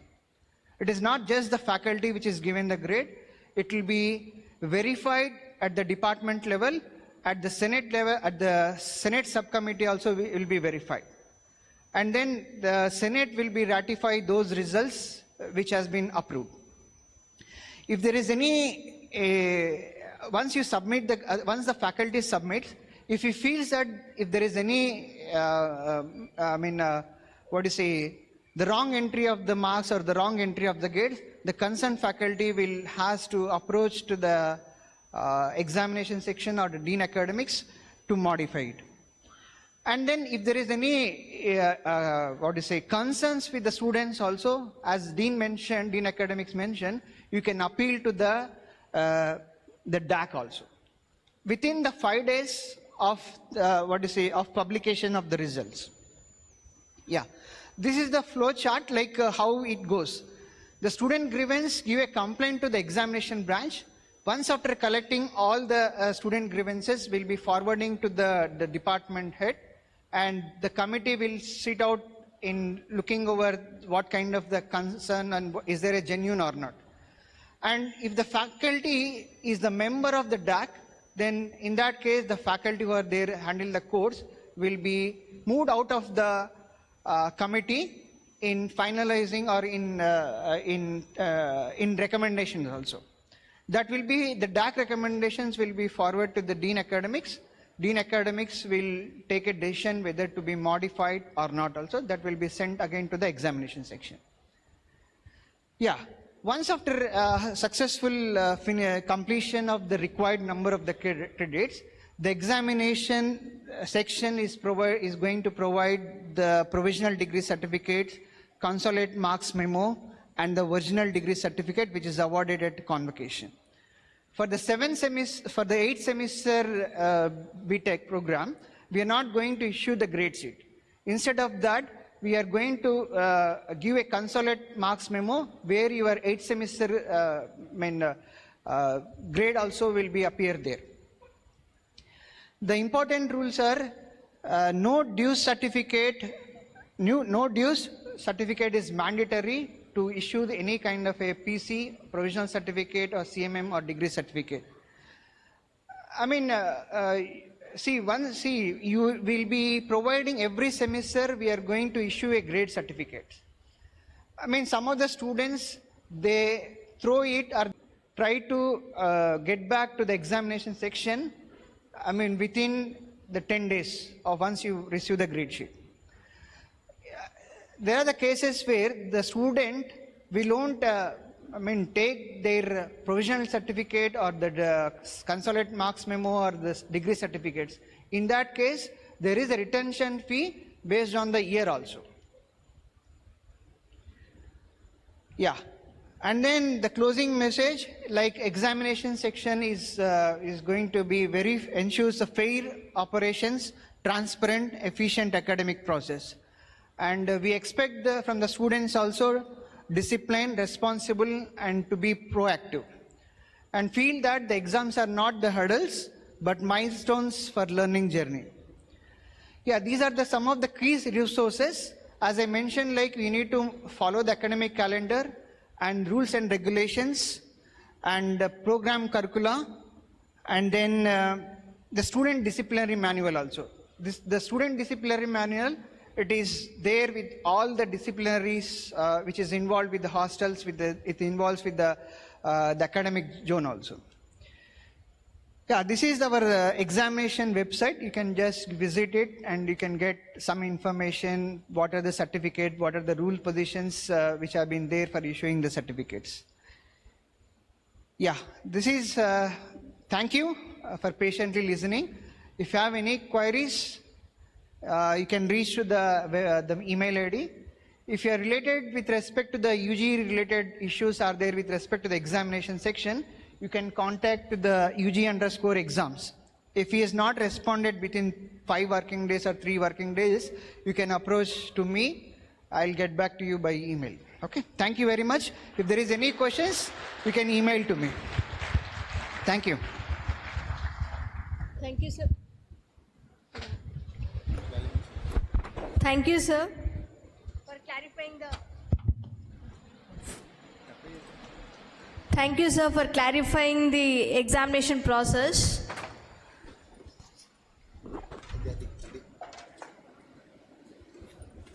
Next, I invite our Dean Student Welfare, Professor K. Kiran Kumar, sir, to speak on campus life.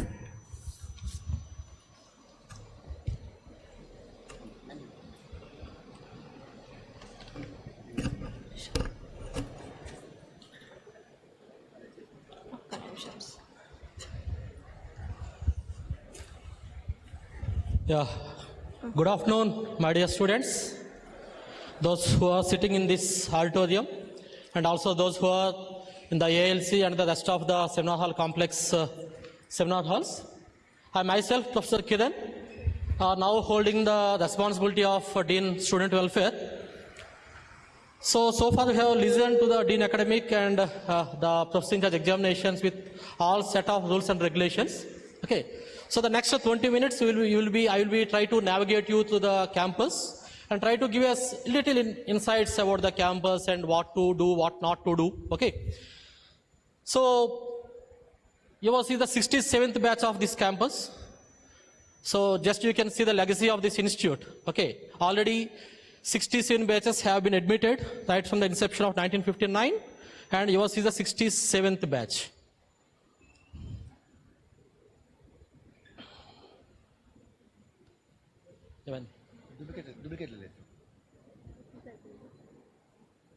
తీసే మామూలుగా పెట్టు.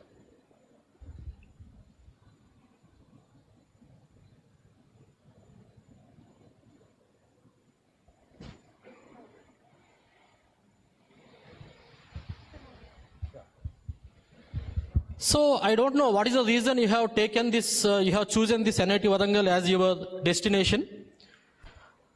But how the NIT Warangal student will nurture in this campus, because of which you will be something different when you compare to your peers of the state universities or the private colleges.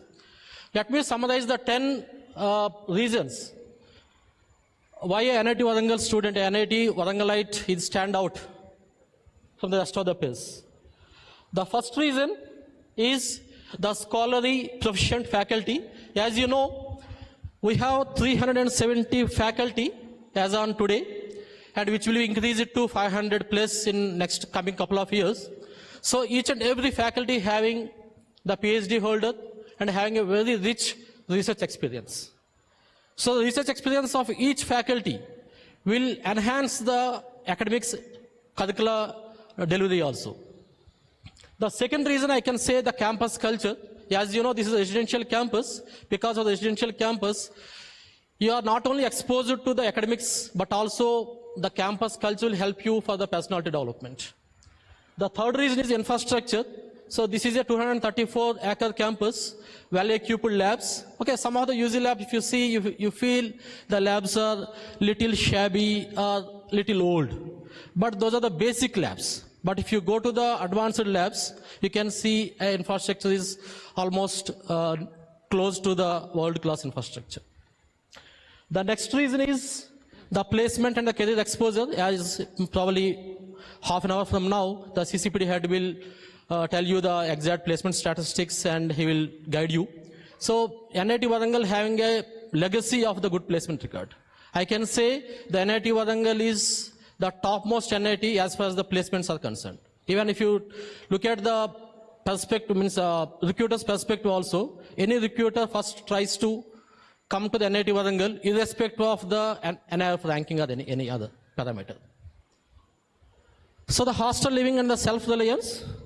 So because all the students are staying 25/7 together, either in the academic area or in the hostels or any hangout places, okay, because of that, actually you will become self-reliant at the end of the 4 years. The next reason is the fest and the events, which is a unique culture of this institute. Okay, so we have our branded cultures like the Technosian, Spring Spree, and different events have been conducted regularly, which will help the students to develop their personalities. And the student diversity, as you know, Coming to the gender ratio, it is probably 23% and 77%, the female and the male respectively. But the diversity, actually we have the students from each and every state of this country and from 22 countries. Okay, so that brings such a different culture actually. Actually, you are not only talking to a Telugu guy, you are not only talking to a Hindi guy, but you can talk to the Assami, you can talk to a Bihar guy, and you can talk to the UP guy, so that a different culture can be developed and you can understand different cultures. Next is the student and faculty relationship. As the director was mentioning in the beginning, we have a well-defined mentor-mentee system. Each student is assigned a mentor. Okay, so the mentor will guide you not only in the academics, but also in your personal life and the career and all these things. Okay, so it's a well-defined because the NIT Warangal is named for a student-friendly institute. You must have already Googled it. Okay, which NIT is best as a student-friendly institute. Even if you type this question in the Quora, you'll get the answer NIT Warangal. So the next is the peer group quality. This is the most important factor actually. Okay, because there are 1400 plus UG graduates who have been admitted in 2025. In your own school or in your own class, probably you are the number 1 or number 2, right? Each and everyone will be the topper of your class till school, or at least till the +1, +2. But that means what? All the 1400s are the toppers of the individual schools, and all the good students are kept at one place. So there's a huge competition among yourself. So always when we are moving with a good intellectuals, we will become intellectual, though we are not by that time. Okay. So the last one is the alumni network. Okay, strong alumni, because already 63 batches have been already passed out. 64 batches have been already passed out. Okay, and there are 43,000 plus alumni have been registered in our alumni network. Go to any company in this country, just say NIT Warangal, someone will say hi. Just go to, maybe the CCP Delhi will tell you, just walk in the high-tech city in Hyderabad. Just stand in front of any building, any company's building, and see the list of the companies. Just you check whether the company is coming to NIT Warangal or not. I can proudly say the 70 to 80% of the companies comes to NIT Warangal. So generally, how do you spend the time in this institute? That is the question here. Actually, do you get time to do all these things? Generally, you have 3 to 5 or 6 theory courses and 2 to 3 labs in every semester.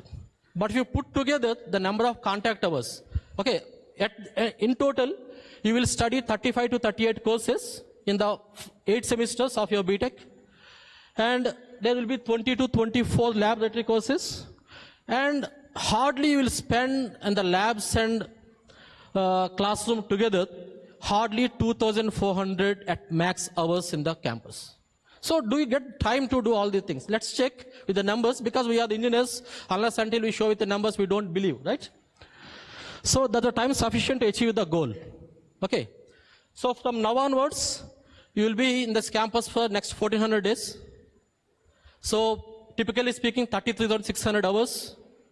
By the time you will pass out in probably April 30th, 2029, you'll pass out. Okay, so 33,600 hours time is there. The contact hours hardly 2,400 in the labs and the classroom together. It is accounting only 7%. And for examinations, only 1%.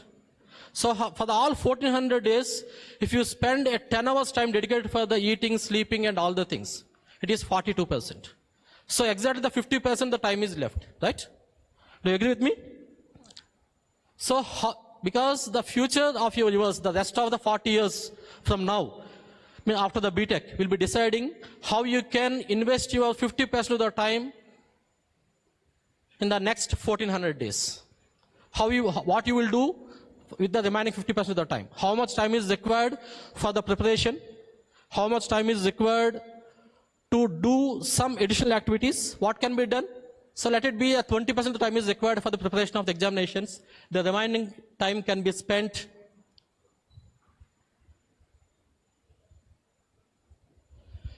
by doing the minors or doing the honors, do the certification courses, or you can do some, or you can involve in the extra academic activities. So where the Dean Student Welfare role and the SAC role comes into the picture, the last one, EAA, extra academic activities.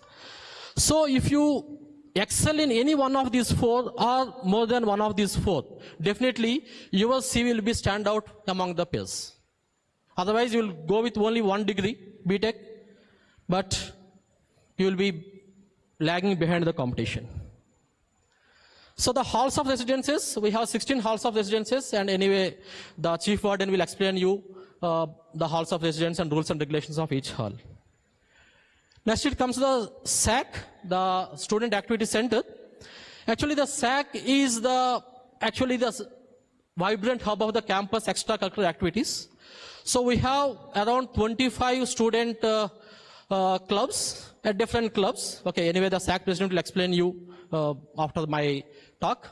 Okay, and there are 14 department associations. So put together, you can say the 37 different student avenues are there, where you can participate in different extracurricular, extra academic activities, so that you can develop your personality, you can overcome your difficulties.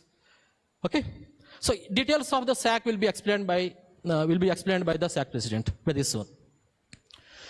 So the institute festivals, as I said, we have the two important festivals. One is called the Technosian, which is a technical fest.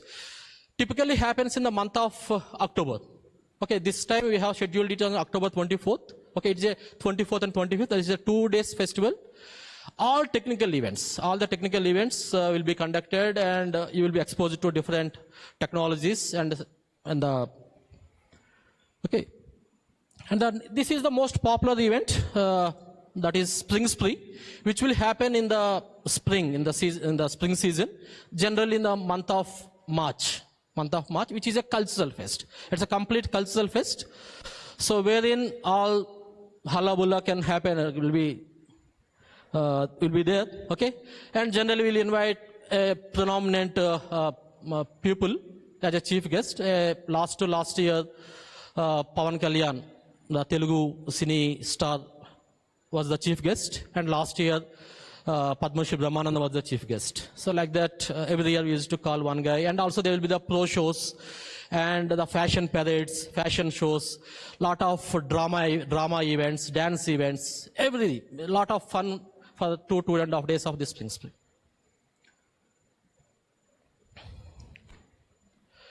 And the next aspect is the sports. So institute is well equipped with the indoor and outdoor sports. Okay, we have a very good track, the athletic track, and also there's a playground, cricket, volleyball, football, everything can be there, and a synthetic tracks for the volleyball, basketball, and the lawn tennis is available. So, and a well-equipped gym also available. Okay. So coming to the amenities, we have a institute health center. The madam will explain you. That is the last lecture in the today's morning session. So there are 5 doctors, a full fledged doctors. We have 5, and supported by the supporting staff. And also we have a pathology lab. And also the institute having the MOUs with the nearby hospitals. And the 2 ambulances available 24/7. Under any circumstances, students will be taken to the hospitals, and so far we have not received any complaint as well as the hospitals and these things are concerned. Anytime the wardens are available, the ambulances are available, we'll take care of your issues.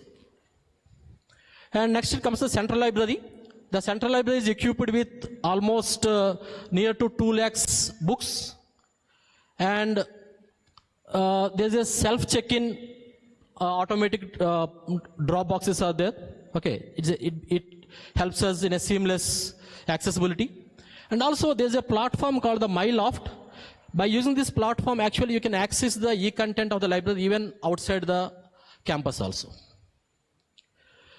And the guest house is there. We have the 3 different guest houses. Now we are not able to provide the rooms for the parents because of the heavy crowd. But whenever the parents wants to visit the to see their ward, they can always book a guest house on a payment basis, and they can stay. And along with the guest house, we have the bank outside and 2 ATMs inside, post office, and the different food stalls are available. Like Domino's Pizza is available, Madras Filter Coffee, Nescafe, Amul, Fruit Juice, Kathi Junction, which is a snack shop, and the country-owned bakery, Amul. And very soon we'll add 2-3 outlets. All will be the branded outlets only. Will be all these are available within the campus itself. No need to go outside. So anyway, the placements, the CCPD head will tell you the placement records. Just I'm skipping this slide. And the student supporting system. So, institute having a different scholarships, I think the Dean Academic has already explained to you. There are different merit scholarships as well as a different endowment scholarships. Gold medals as well as scholarships are available. Okay. So you can apply for that. And as I say, and also we have a center for mental health and the wellness. So because of any academic pressure or any personal issues, if any student feeling a little dull or feeling not good here, they can always visit the Center for Mental Health and Well-being or Wellness, and the dedicated team is available there. Then they will listen to you. And we have a psychologist who will be visiting twice in a week. And if it is required, the committee will suggest you to talk to the doctor as well. Okay. And as I already mentioned, the mentoring system is available. Everything is monitored by the team. And there is a Center for Diversity and Inclusivity and the Student Grievances Committee. See, what I mean to say here is institute is, they hang a different checks and balances at every level, so that the students should not feel that they have been deprived. The students should not feel that some injustice have been happened to me. So students should not feel that. There are different checks and balances at every level. Okay, if you not feel that someone has, somewhere you got some injustice, and immediately you can reach out to the higher authority, so that at the end of the day, at the end of your BTech, you will feel that yes, everything went well, everything is very transparent. So the code of conduct, anyway, the institute, the student manual will be circulated to you. So please maintain a dignity. Please maintain the dignity within the campus. And there are different committees are there to oversee the discipline in the campus. As already the examination in charge said, the examination committee. And there is called the ISDC, Institute Standing Disciplinary Committee, which is actually the highest body to award the punishment in case of any indiscipline. Hope this batch student will not come to my office for this purpose. So a few things, do's, already Director has explained to you. As engineers, it is our moral responsibility to preserve this earth. So always please try to switch off the lights and fans when you are coming from your hostel room. And not only the hostel, anywhere if you feel some light or the fan is running, please switch off. Take it as a moral responsibility. And please always walk on the pedestrian pathways. Always use the dustbins for the trash. Don't leave the institute campus without the prior permission of the warden. Always please come back to the institute by 10:30. If you don't come back to the institute by 10:30, there is a biometric attendance system is there at the main gate. So immediately a message will be sent to your parents, will be go to the parents automatically. If you don't come back to the campus by 10:30. You have to come back to the campus by 10:30. Okay. And coming to the don'ts, never send the emails to the higher authorities. Okay. Suppose you have some issue, suppose some flush is not working. Don't write an email to the dean, director, or anybody. The first contact person is the caretaker in the hall. The next, if it is not resolved, then you can reach out to the warden. Still it is not resolved in 1 or 2 days, then you can reach the chief warden, then the dean student welfare. Okay, don't write the email, since the email is free. Don't write the emails without following the hierarchy.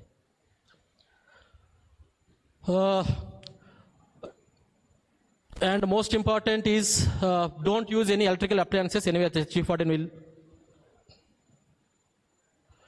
Yeah, don't smoke or consume alcohol, drugs, or any prohibited substances on the campus or in the hostel. Don't involve in any kind of these things. Okay. Please don't habituate it to any unethical practices. always I will tell one thing to the students. Today is not like yesterday. Tomorrow will not be like today. Since something was not happened yesterday doesn't mean that it will not happen today. There's no guarantee. The only thing existed is the rules and regulations only. Okay, so yesterday my friends was carrying the alcohol into the hostel. Okay, but no one caught him. But today I brought. How can you give a punishment to me? There's no arguments as such. He was lucky yesterday and he was unlucky today. That's it. Okay, a severe punishments I'm telling because the institute always wants to maintain the discipline. Individuals are not that much important compared to the brand name of NIT Warangal. Whenever if institute feels that the NIT Warangal brand name will be damaged, definitely we can go to any extreme to give the punishments. Okay, so never ever involved in any kind of the things. And the frequently asked questions, anyway, I'm skipping because of the paucity of the time.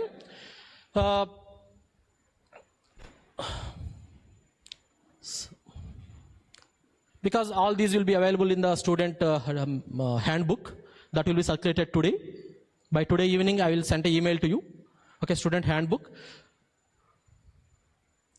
So this is the handbook prepared. So wherein the rules and regulations of each and every aspect of this campus is mentioned briefly, and also the QR codes have been given, and simply you can scan the QR codes and you can go to that website. If you want the academic rules and regulations, there's a QR code. If you want the examination rules and regulations, there's a QR code. Like that, the rules, all the rules and regulations, do's, don'ts, FAQs, everything is kept at one place. A 20 pages handbook. Okay. So tomorrow morning tomorrow afternoon anyway will be free. So please read the manual. Today evening I will send you the email. Tomorrow please go through the manual thoroughly, so that you will have some knowledge, some idea what to do, what not to do, how to live in this campus. So the last slide, a first year student. Everyone become the first, no problem. Okay, no, there's not a single man who will be the first. All are first only. Okay, so be focused on your fundamentals and interact with peers and your professors and respect your time. Already I told you, respect your time.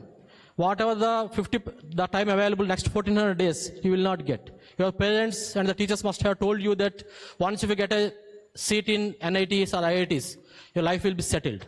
No. Life will be settled. In what way? That is a question mark here. How you will settle in your life will decide by next 1400 days in this campus. Because the CCPD head will tell you, the package varies from 5 lakhs to 70 lakhs. Whether you want the job of 5 lakhs or 70 lakhs is in your hand. So please respect your time and stay curious. What is meant by the curious? Explore the clubs, coding, research, and all the things. Try new things. The institute is your chance to experiment. Please try to utilize the time effectively. Don't hang out in the social media. Come out from the social media. Spend time for yourself. By looking at the social media, don't watch the videos of somebody else. You will get nothing. You should be the content creator. Someone created the content, you should not watch it. Right? Utilize your time, and thank you very much. Keka.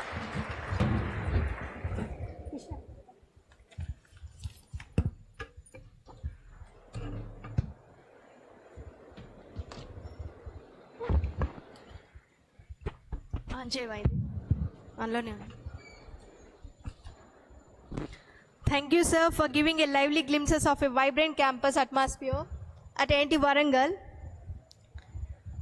Okay. So now, student life is incomplete without extracurricular activities. To throw light on these activities, I invite Professor P. Hariprasad Reddy, sir, President of the Student Activity Center, to speak few words about the student clubs.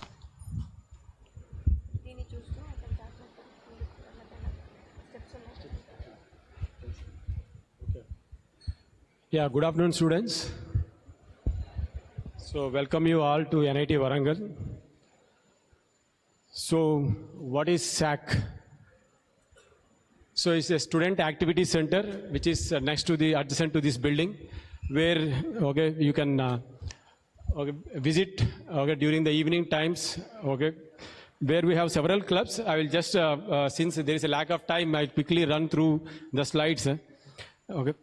So student activity center is a representative body, student representative body, where it acts as a bridge between the students and the administration, where your ideas will be taken to the administration, and then where you can showcase your ideas in various platforms.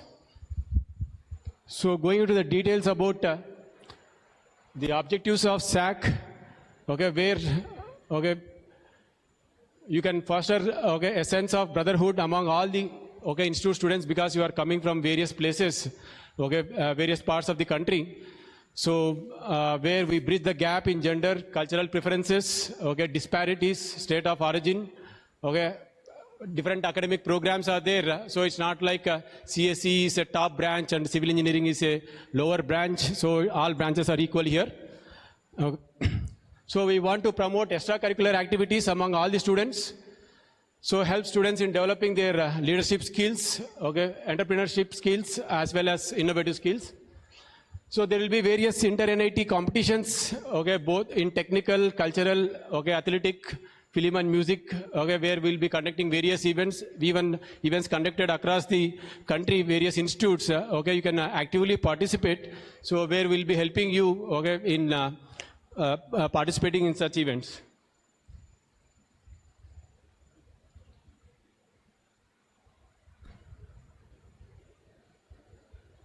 So coming to the executive body of SAC, so we work under Dean Student Welfare. So he's the chairperson and we are the members, president. I'm the president SAC. There are 3 vice presidents, related to 3 societies. Then chief warden is also a member, and student representative, general secretary and joint secretaries are 4 societies are also the members. So basically the final year students and the third year students will be the, final year students are the general secretaries, and third year students will be the joint secretaries of the societies. And even the SAC officers from Center for Sports Activities are also the members of this SAC Executive Council. Coming to the societies under SAC, there are 4 societies. One is the Technical, Cultural, Film and Music and Athletic Society. So going into the details, so myself, Hari Prasad Reddy from Civil Engineering Department as a President SAC, and we have 3 Vice Presidents, one for Technical, Professor Venkanna from CSE Department, Professor K.S. Rajmohan from Chemical Department, Vice President Cultural. We have Professor A. Banerjee Babu, Vice President Film and Music Society. Under each society, we have 7 clubs. It is for operational sake, we have divided the number of clubs equally to each society. So going into the details about each society.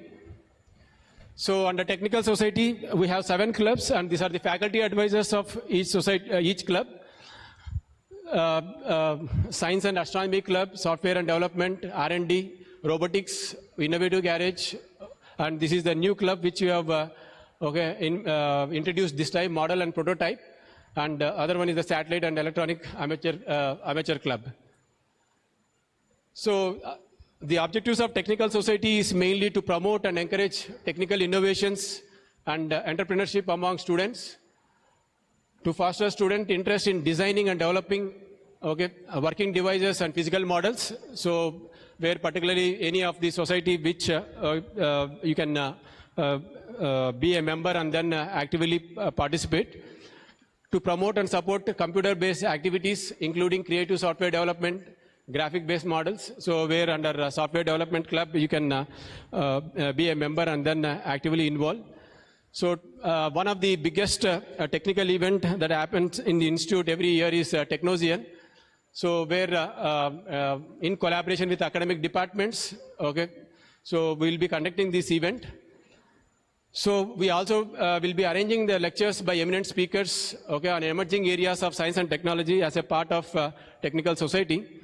So we also encourage and facilitate the participation of NIT students in reputed national level competitions, seminars and conferences. So this is a glimpse about each club under technical society. Okay, a brief description and what are the activities that are performed under each society, each club. So science and astronomy promotes interest in science and astronomy through interactive sessions and observations, where some of the key activities includes strategizing sessions, science quizzes, expert talks, okay, project exhibitions. Maybe you can we'll ensure that this is made available so that you can go into details about each club. Due to lack of time, I'm skipping this.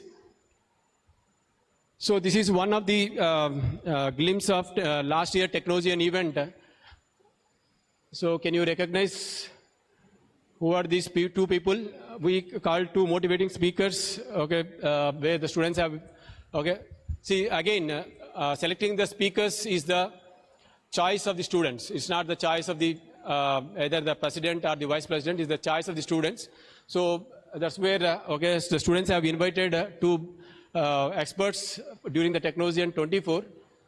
So here is Dr. Tanuj Jain, who is UPS topper, okay, who has given a motivational talk to the students, and you can see a lot of student gathering here, and who is he? Anybody can recognize him? Gajendra Purohit, who is the founder of Mass Care YouTube channel. So these are some of the activities during Technosian 24. Okay, drone velocity is one of the event. So just I am giving a few glimpses about the activities. Then the campus innovations, where students are allowed to present their ideas, whatever the innovative ideas, and okay, the best idea will be selected, and maybe we can also have maybe prize money for whatever the idea that you are going to present.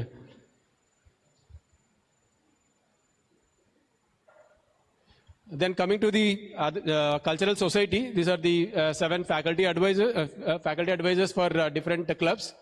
So under which we are having literary and debating club, painting and animation, photographic, media club, nature and value education, health and fitness club, and Speak Mackay Heritage Club.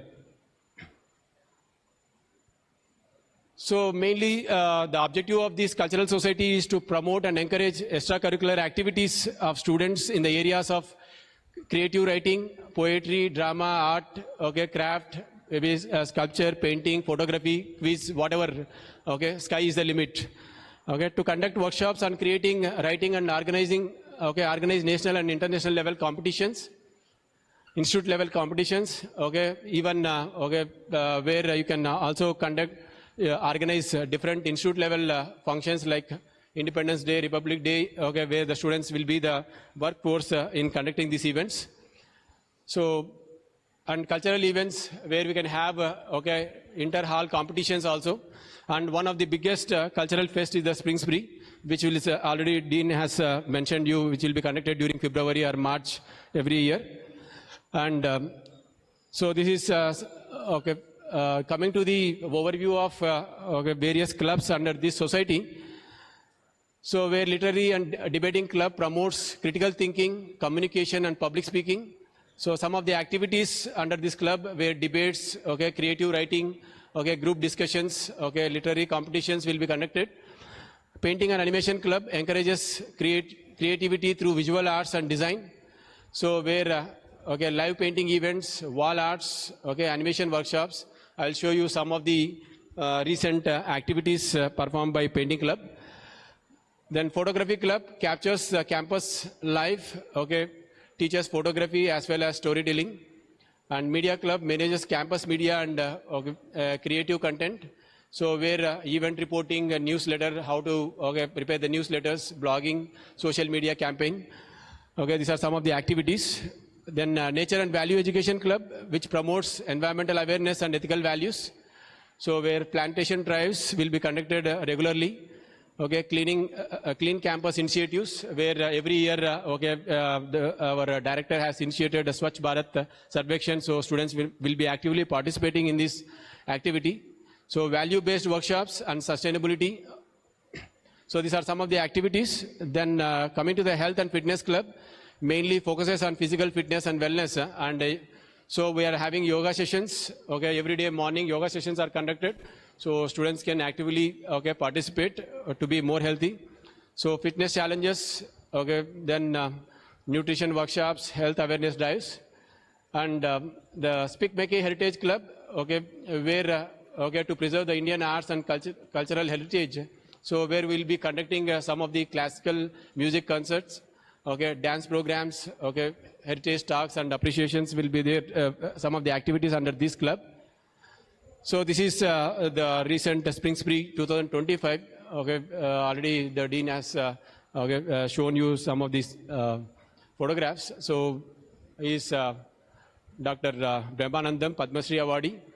So these are, I think people can identify this, a team, a Mad Square team who has come during the Spring Spree. So there are DJ events, there are spotlight events.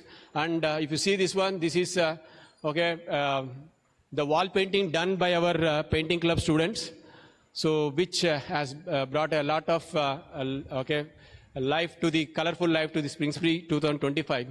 So you can see near to the transportation division, okay, opposite to the EC department, where on the wall our students have done this painting. So these are the recent activities which has been conducted as a part of Independence Day. Okay, Painting and Animation Club has conducted a painting competition for the students, faculty as well as the staff.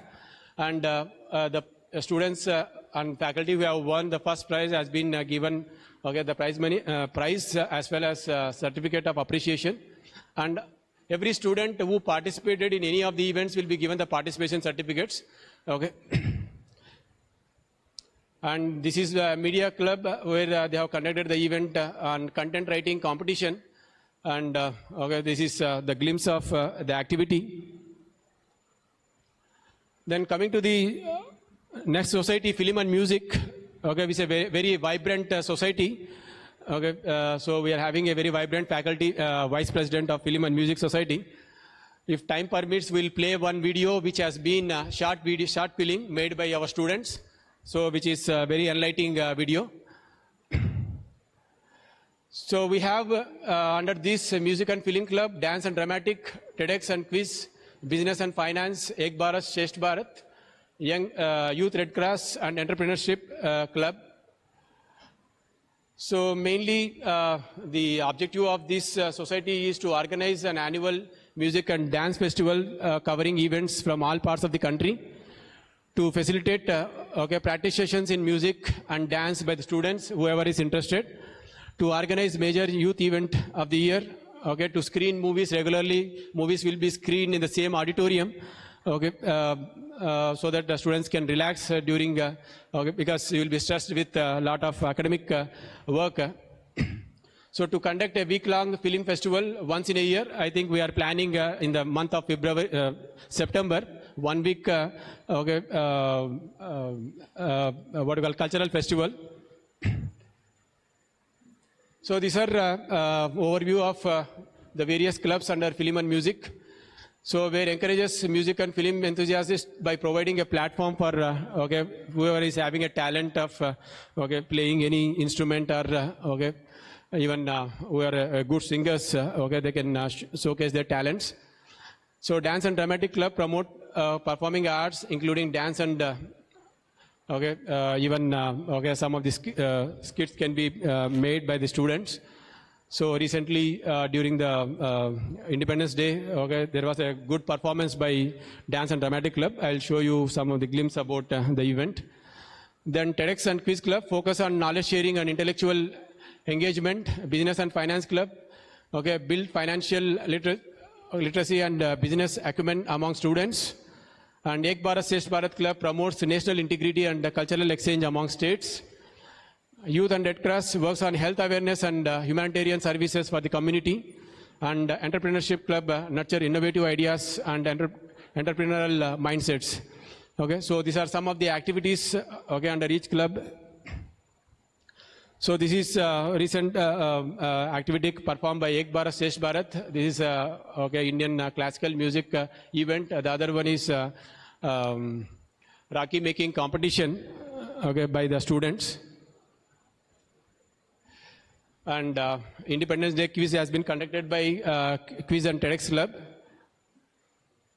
So this is a dance and dramatic club where they have performed okay, on Day of Independence Day in the ALC. So where patriotic songs okay, for which they have performed, and the script has been played related to the okay, patriotism. And Film and Music Club, some of the okay, events connected under that. And Athlete Society actually doesn't come, there is no specific vice president for this, so it will be taken care by Center for Sports. And okay, already Dean Student Affairs has mentioned about what are the facilities, so I am skipping this. So the society encourages all students of the institute to participate in games and sports activities of their choice. So whatever that you are interested, you can always, okay. So the other objective is to administer games and sports activities on a day-to-day basis and to organize the annual sports day. So to organize okay, coaching for students in various disciplines of games and sports, to organize seminar, workshops, training camps, etc. related to sports, games and related. Okay. So this is a glimpse where recently in February, Inter-NIT volleyball tournament has been organized by NIT Warangal. And okay, these are the two of our students who have won the gold medals, athletics conducted by Warangal Athletics Association.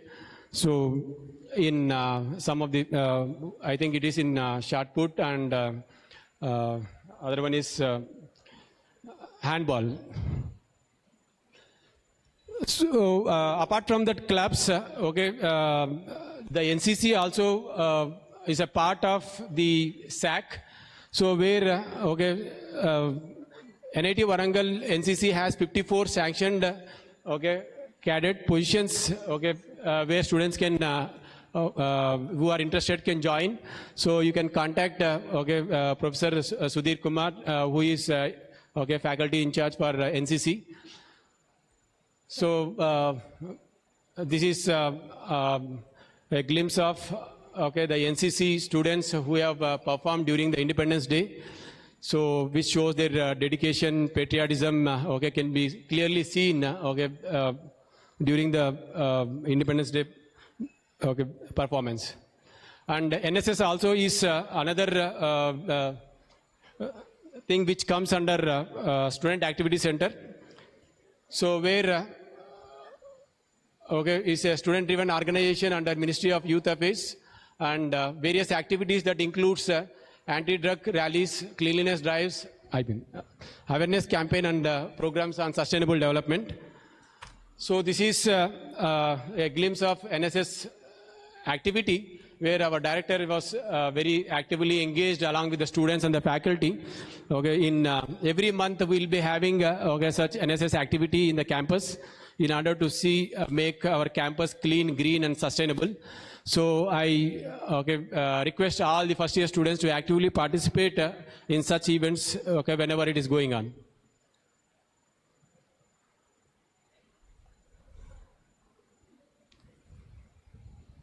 Yeah, coming to the structure of executive council, okay, student clubs.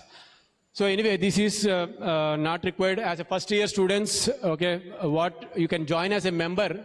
So there are 10 students, okay, for each club we can select 10 students of first year.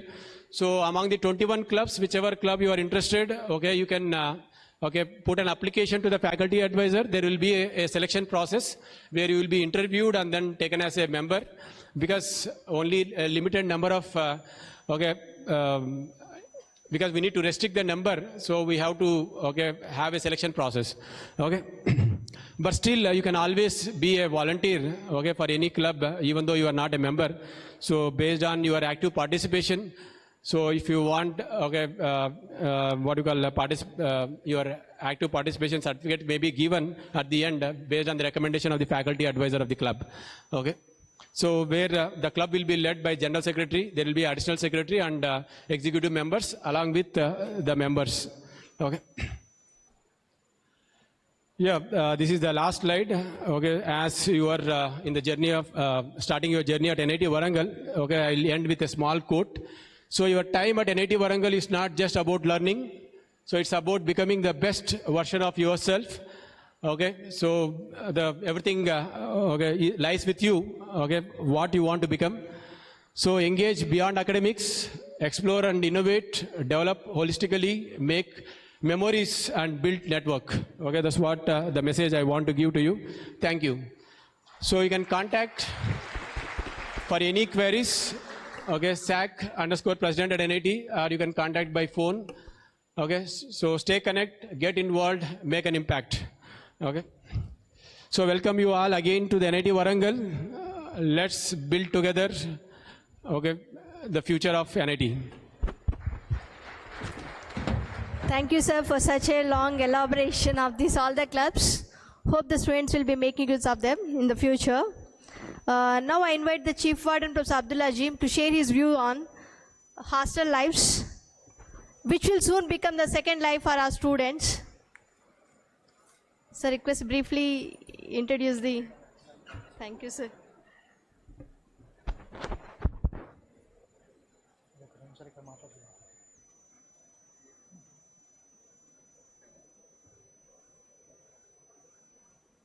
Okay, very good afternoon to all. I won't much time. I'll finish my talk within 10 to 12 minutes, not more than that.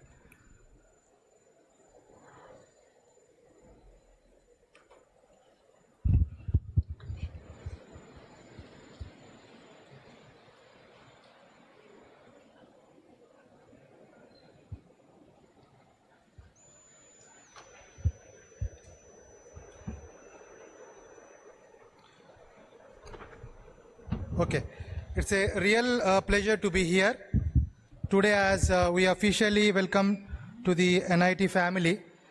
This is an excited moment, not just for you, but for all of us.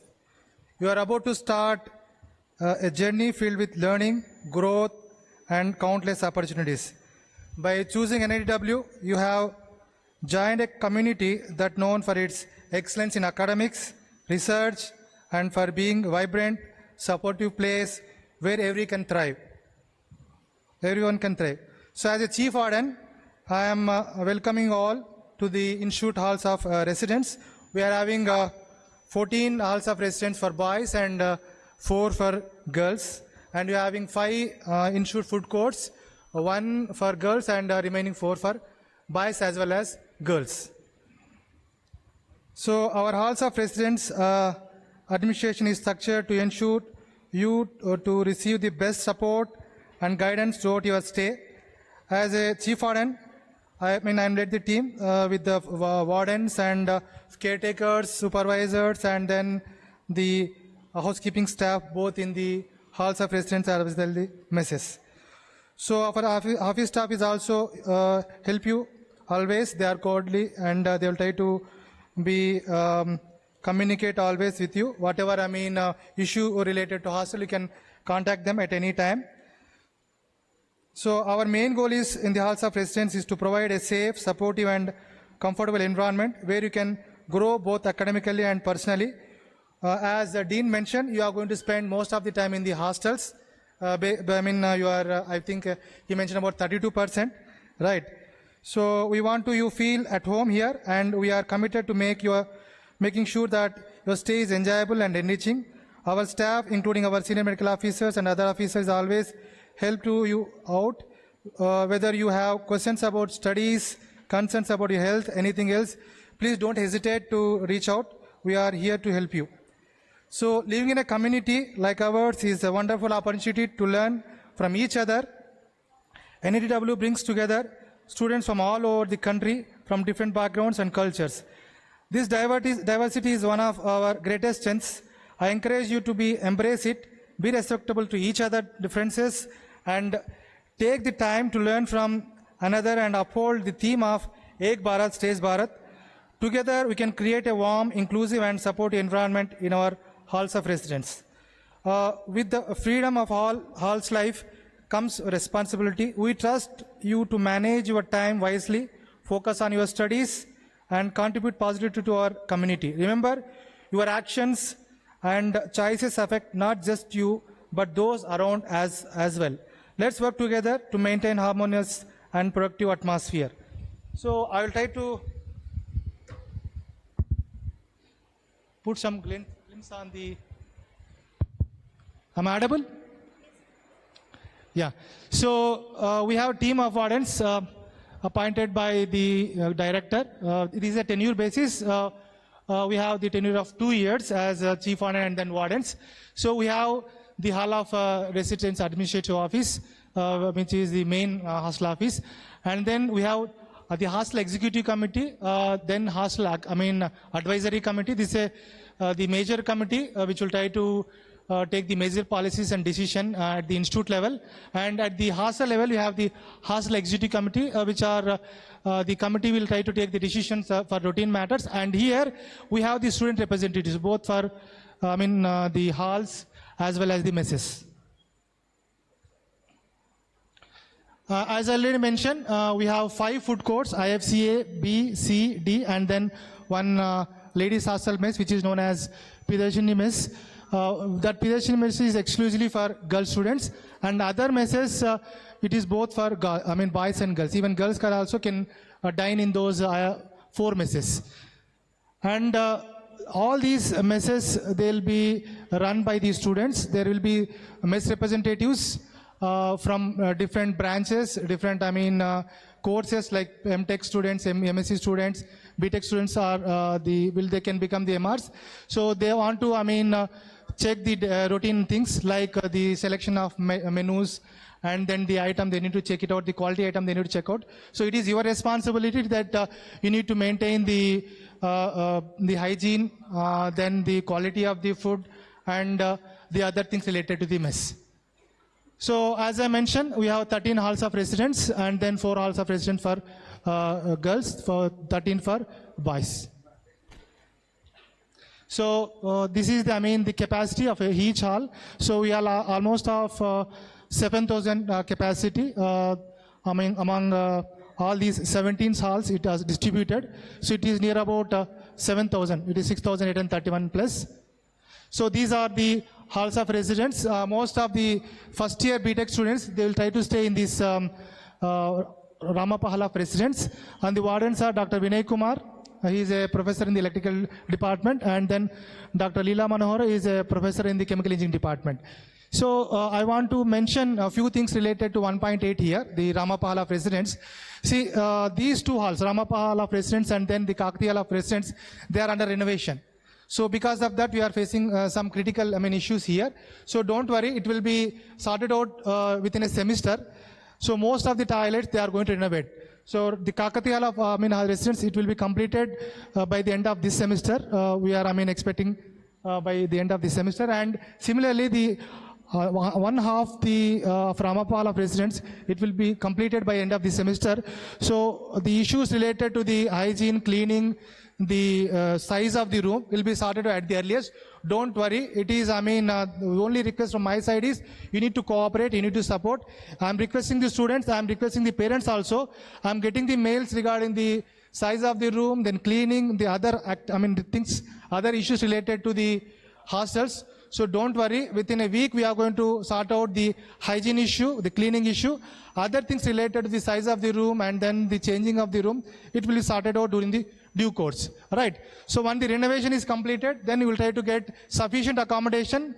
Even we can give single occupancy for few of the MTech students, and once you get, even you can able to change to big rooms. I'm talking about the first BTech students. We will try to keep a complete comfort accommodation as far as first BTech students is concerned. And regarding the girl students, so from last 3 days I'm getting complaints from parents. So I will try to say one thing here. See, these hostels are very, very old, right? As the dean mentioned about, you are 67 batch. So few hostels are 60 years old, few hostels are 50 years old, few are 14, few are 15, right? So we require regular maintenance. That is going on now, right? Even if you see the other side of the ladies hostel, one hostel is under construction. it is 304 capacity. So under the dynamic leadership of our Honorable Director, it is, under process. So once it completed, we'll try to give a better, comfortable accommodation in for girls also. So, but as far as the immediate, requirements, what, the parents are requesting, like the hygiene and then the cleaning, that we'll try to take care of, and we'll try to sort it out within the dependence. I can say the, let the kid try to go, self-reliant, right? So let him to learn, allow him to learn, right? So don't make him dependent. You try to make him independent so that he can contact to anybody to sort out the issue, right? For small things, so no need to contact the director, the dean. There is a hierarchy you need to follow. I can understand the situation because most of the students, they are coming from the different backgrounds, right? But this is the national institute, this is a government institute. There are some priority, there are certain, protocol, there are certain things we need to follow. So this is public money, this is students' money. There should be some transparency. It will try to take some time to sort out the issue. It's not like, you switch on the things and we'll try to be ready. It's not like that. So it is construction, anyhow it will try to take time, right? You kindly bear with us. Anyhow, the immediate things I'll try to sort out within this weekend. The other things regarding the accommodation, single occupancy, double occupancy, triple occupancy, we'll try to sort out one by one, as per the parity, right?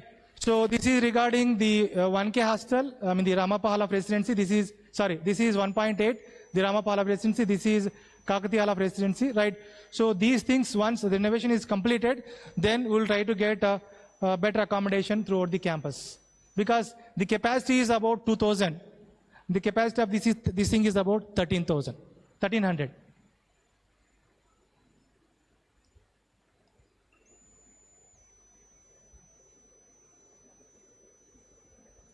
Yeah, so these are the other halls of residence. So in Kakatiya Hall of Residency, the third year and fourth year students, they are going to stay. Whereas these are the other halls of residence, these are the old halls of residence.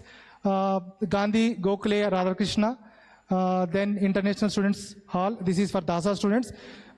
We are going to give the accommodation for second, third, fourth year students. First years will try to stay along with the JOSA students in Ramappa Hall of Residence. So you will get the single occupancy from second year onwards. I'm talking about the international students. Similarly, Vishweshwara Hall of Residence, this is for girls. Ajad, Baba and Bose, this is for second and third year students. So Venkatramana Nayak is the warden, Srinivasa Rao is the warden for this, and Sridevi for Vishweshwara and Rajendra Prasad, Saurabh Solungi for, so all these are professors from various departments. So this is regarding the Sarojini Hall of Residence, where most of the first year BTech students, they are going to stay. Dr. Kusum is the warden for that hostel. And then similarly, Priyadarshini Hall of Residence, where the remaining first year BTech students, they are going to stay. Dr. Vasudha is the warden for this hall. And then Dr. J. Pranita is the mess warden for Priyadarshini Hall of Residence. And Dr. Srinivas Jengli is the mess warden for A and B. So in IFCA, most of the first year students, they are going to stay. They are going to dine. So similarly, this is regarding the Raman, Tagore, and then these are three halls. Dr. Manish Gusmar Bajpayee is the warden for these, where most of the PhD students and then second, third year BTech students, they are going to stay. And Dr. Shivadarshan is the mess warden for IFCC and then IFCD.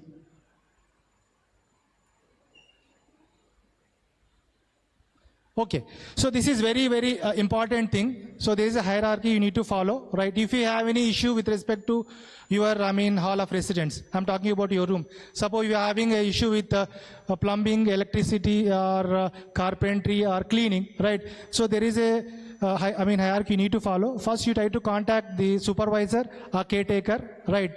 And then, if you are not responding, you can contact the warden of the concerned hall of residence. And then if you are not responding, you can contact me, right? Or you can contact to the dean and then director, right? So even though if you contact directly to director, right? So it come to me and then I'll try to assign the work to the concerned warden and then to the supervisor and then the housekeeping staff, Right. So my request is try to follow the hierarchy. Your issue will be sorted out within 24 hours, right? If it's not, then you will try to resolve the issue at the earliest by taking some precautionary measures. Right. So we are having the automatic, complaint system now in the ERP. We will come to know later, right? So where you can able to file your complaint regarding any issue related to the hostel, right? So immediately will reflect to me and then to the dean, right? So it will be sorted out within no time. Right. So I try to, admit all the students, try to go through the disciplinary manual. Right. There is a hostel disciplinary committee, right, headed by myself and then the concerned warden with two student representatives. Right. Any, deviation in the rules, right? So we are going to take the strict action, and from this hostel discipline committee, we are going to recommend our things to the dean. Then there is, a higher committee, the institute standing disciplinary committee. So that committee will try to, impose fine or any action according to the disciplinary manual, right? They are going to take the necessary action, right? So these are applicable not only to the hall of residence, these are applicable even for the messes also, right? So you can be the representative for your halls, you can representative for your floors, so that you can able to decentralize the issues instead of contacting every time to the warden, every time to the supervisor, every time to the caretaker. You can contact your floor representative, the concerned floor representative, and through him will try to sort out the issues. We are trying to decentralize the things. So ragging is strictly prohibited here. So we are taking care about that. So any issues you can submit in a written form, or you can, there is a book where you can able to write down the complaints, or you can send the mail, right? Or you can contact to the caretaker or supervisor. So in the case of maintenance complaint not attended, there is difficulty, the students can approach to the warden. So the chief warden and the wardens can effectively discharge their duties only with the cooperation of you guys, right? We are very, very important. So without your support, cooperation, we can't do anything. So you help us, you try to help us to serve better. So once again, I take this opportunity to welcome all to this hall of residents of NIT Warangal. I wish you all better and comfortable stay in NIT Warangal. So thank you, sir. Thank you for giving me the opportunity. Thank you, sir, for your valuable words. So, moving ahead, I request Professor P.V. Suresh, sir, Head of CCPD, to highlight the placement opportunities and career support offered by NIT Warangal.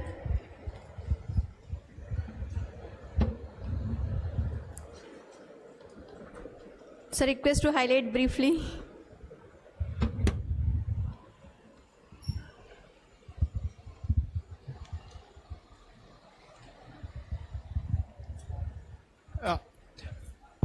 Good afternoon, everyone. So first of all, I'd like to congratulate all of you for getting admission in NIT Warangal, and I extend a warm welcome to all of you to NIT Warangal. So, I am Professor P.V. Suresh, professor in the Department of Chemical Engineering, and also I'm currently heading Center for Career Planning and Development. And I'm sure this is definitely one of the prime factors for you to choose NIT Warangal as your destination. So this is the center which deals with the placements and internship opportunities. So all the previous speakers that whom you have listened to, so all of them are very, very important, because this is the target that you have. To achieve this target, so you need all of them. You need to excel in academics. You should have proper student campus life and hostel life, right? You should maintain ethics while writing the exams. So you have to clear all of them. Then you have to come to this placements part. So this center, the main objectives of this center are, so it provides the services and resources to the students so that are essential in career and educational planning, as well as in the job search by the students. And it also provides an integrated platform for the students to enhance their employability and also placement services. So now the team CCPD, it comprises of these members. So head myself as head of CCPD, and also we have faculty coordinators, so who will be looking after the placements and internships, and coordinators for soft skill development and pre-placement activities. And we also have a dedicated coordinator for industrial visits. And we have from each department one faculty professor in charge who will be responsible for the placement activities from each department. And apart from that, we have training and placement officer on contract with us, who will be dedicatedly working on enhancing the placement activities, placements and internships. And then we have a strong student coordinators team, and this team plays a vital role in the entire process of placements. So I'll show you who are the current team members for this academic year. And so briefly, let me touch upon the activities that are being carried out by CCPD in general. So the CCPD, it facilitates placements and internships, placements for final year students and internships for pre-final year students. And then it also organizes pre-placement activities, so it equips the students with enough capabilities to be ready for the placements by arranging various pre-placement activities, trainings, and soft skill training. We also conduct several soft skill communication skills development activities, mock GDs, mock personal interviews, so sessions by outside people or experts, so to improve soft skill activities of the students. Then training with the industry experts. So we call upon the experts from the industries and organize mock sessions. And then we also conduct industrial tours. So to bridge to have a proper industry connect, our industrial knowledge with the students. So you'll be studying the academics, but then if you want to have some practical awareness, so you need to visit an industry and see how is the how your learning will be useful in the industry. So that kind of an exposure will be given through industrial tours, so which are being organized by CCPD.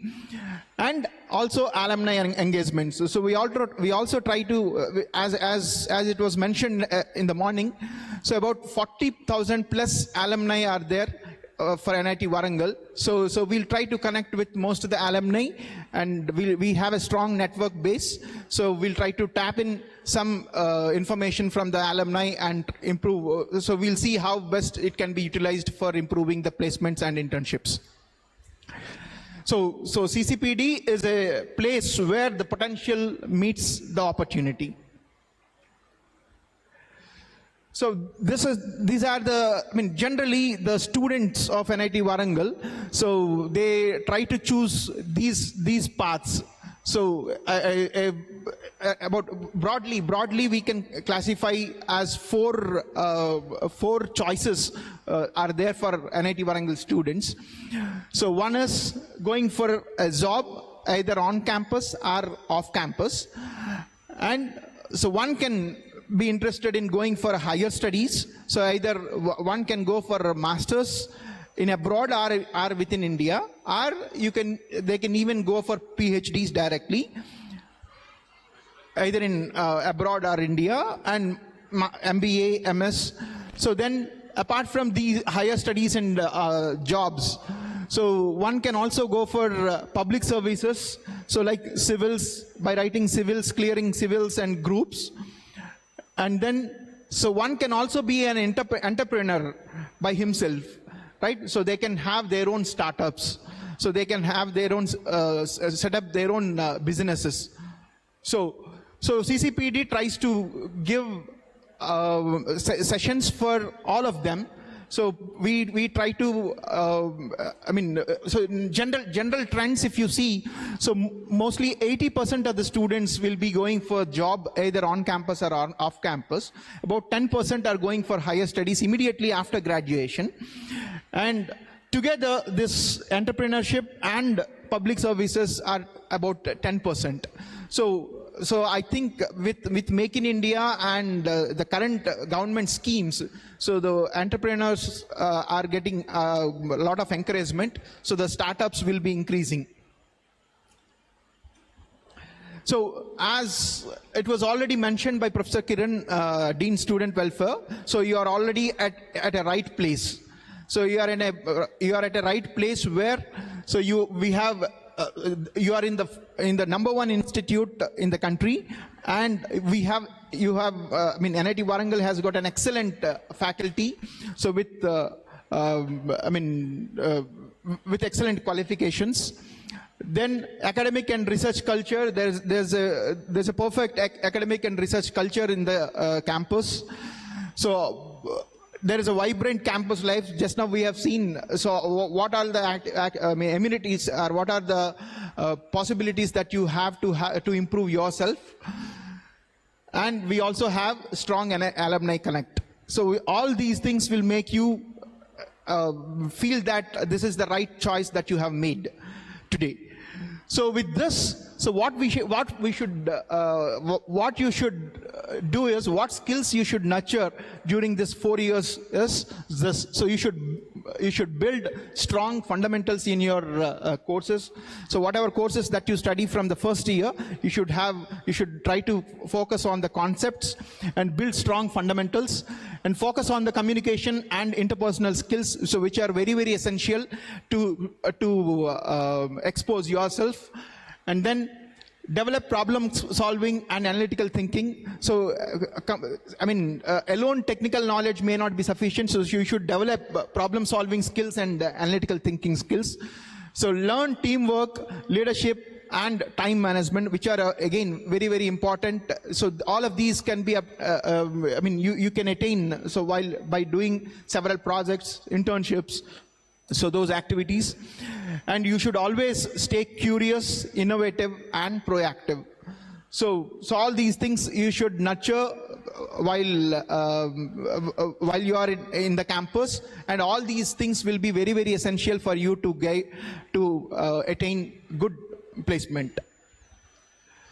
So let me just show you the placement statistics for the past 5 years. So if you look at the trends, so one is for UZ and one is for PZ. So for the last 5 years,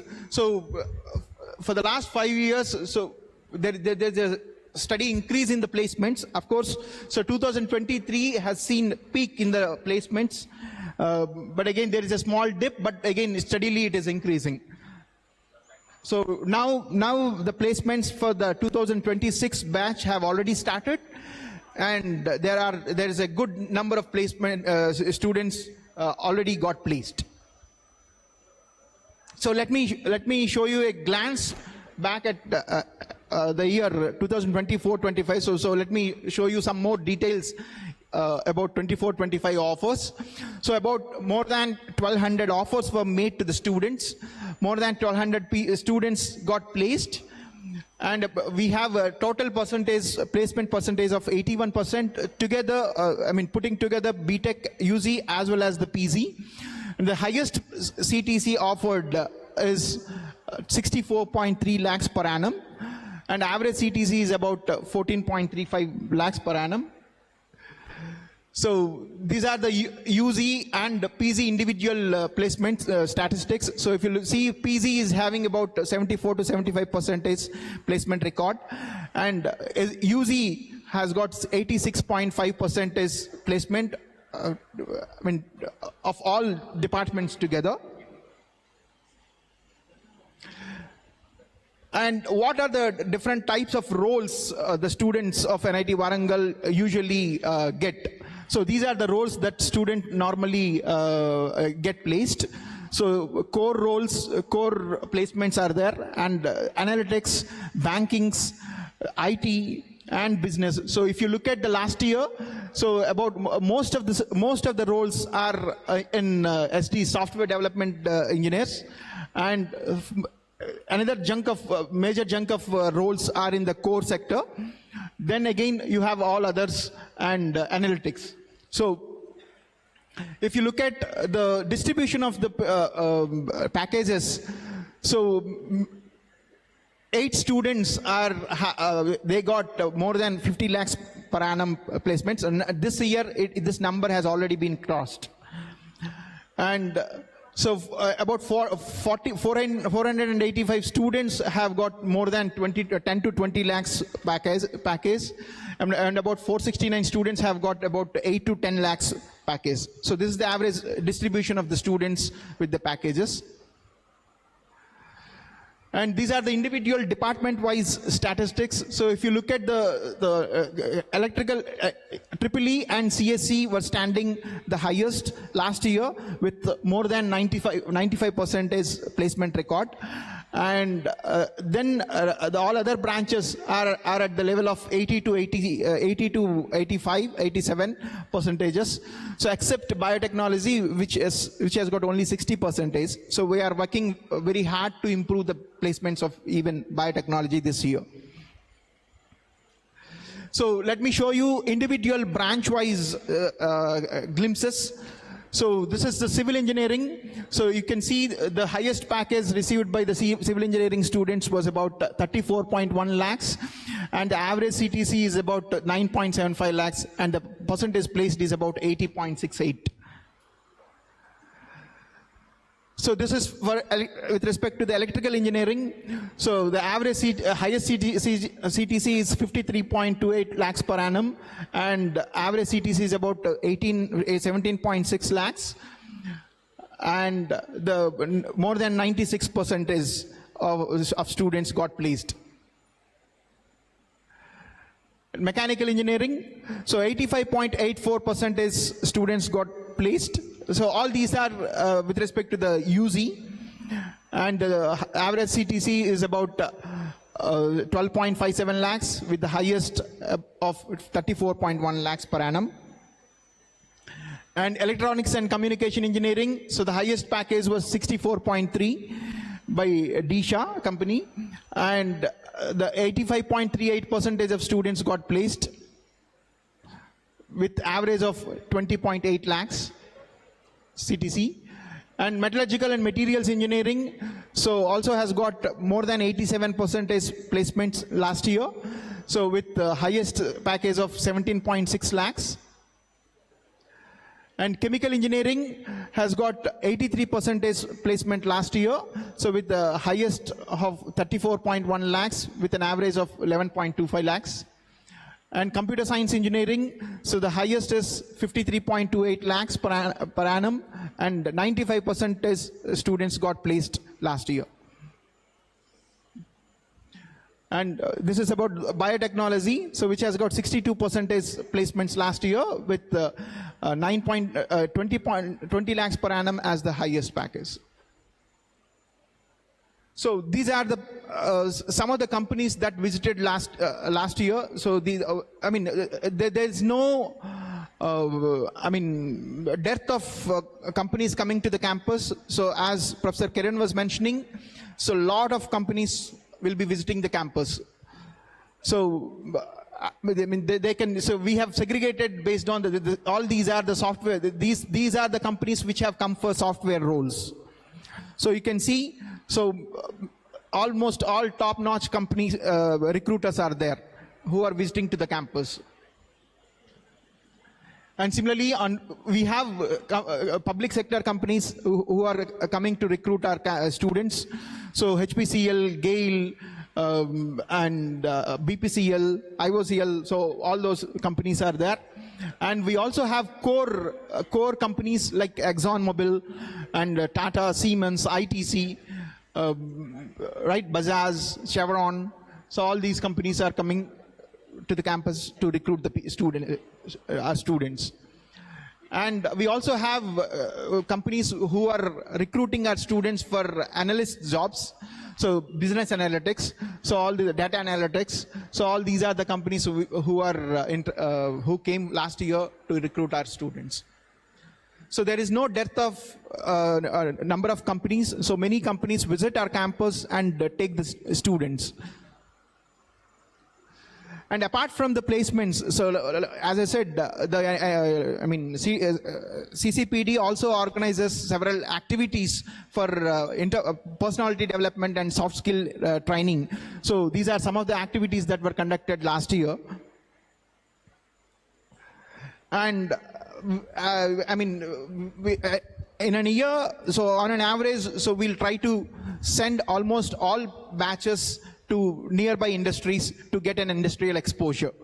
So CCPD encourages students to go and visit the industries and get first-hand experience in the industry. So CCPD encourages that. So these are some of the industrial visits that were made last year. About 1,500 plus students got benefited by visiting various industries. So these are some of the opportunities that all the students have. So as I said, there is no dearth of companies, recruiters. So plenty of recruiters visit the campus. And there are different avenues to learn. So as was mentioned earlier by the other speakers, so there are a number of opportunities for you to learn. And there is a strong alumni base, there is a strong academic training, we have an excellent faculty in the campus. Then the companies are also hiring internships at pre-final year. So now another advantage is now the companies are actually coming to hire you at your third year level. So during your summer, so you'll be hired for an internship for about 3 months during the summer. So at third year, so if you perform well in your internship, then you'll be offered a job. So you'll be getting a pre-placement offer. So at the end of the third year itself, so I mean, if you do well, at the end of the third year itself, after completing this internship, you'll be having an offer letter with you. So that's the kind of trend that we are having now. And so we also, there is also possibility for you to do an internship up to 6 months in the company if necessary, as Dean Academic has also mentioned earlier. So you can actually spend a complete 1 semester at industry in 4th year.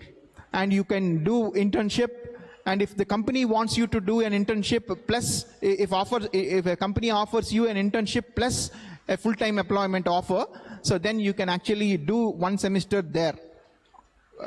You can do courses online, and you can spend 1 semester in the company and finish your training, finish your internship, and then immediately after final year, you'll be a full-time employee in the company. So that kind of facilities are available now. Then what are the challenges that we have now? So meeting the expectations of the recruiters. So we don't have depth of recruiters, but then again, the expectations from the recruiters are also increasing day by day. So the students should meet the expectations of the recruiters, and there is a competition with the peer institutes. So as you know, so we have many other premier institutes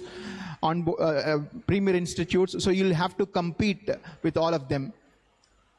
And poor communication skills so you need to improve your communication skills. Otherwise, even though you're having strong academics, so you'll not be getting good placement.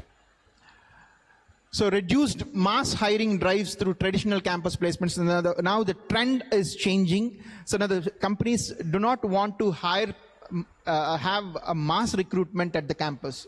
So earlier companies used to come and hire 20, 30 or 40 students, right, as a lot. So now that's not the trend. So the companies are choosy. Companies are picking only few in number. Of course, we are having more number of companies, but then the students picked up by the companies is becoming is reducing, right? So that all depends on the company's strategies. Then FTEs through internships. So now the companies are also offering PPO based internships. So they, for especially for PZ, so they are asking you to do internship for 10 to 12 months duration in the final year, and then based on the performance of your performance during those 10 to 12 months, so then they'll be offering a full-time employment offer. So that means there is always a question. So it may be possible to get an offer or not, right? It all depends on how do you perform. And also it all depends on what's the company's requirement at the end of 1 year. So companies are exploring alternative ways of hiring talent. Now, as I said, they are looking for untraditional, alternative ways of hiring. So like hackathons, coding challenges, LinkedIn. So now you'll have to participate in all these challenges. So you have to, pool drives are increasing, where many other institutes are coming in, and all these hackathons and drives are being conducted for all the various institutes together, and then they are recruiting as a pool.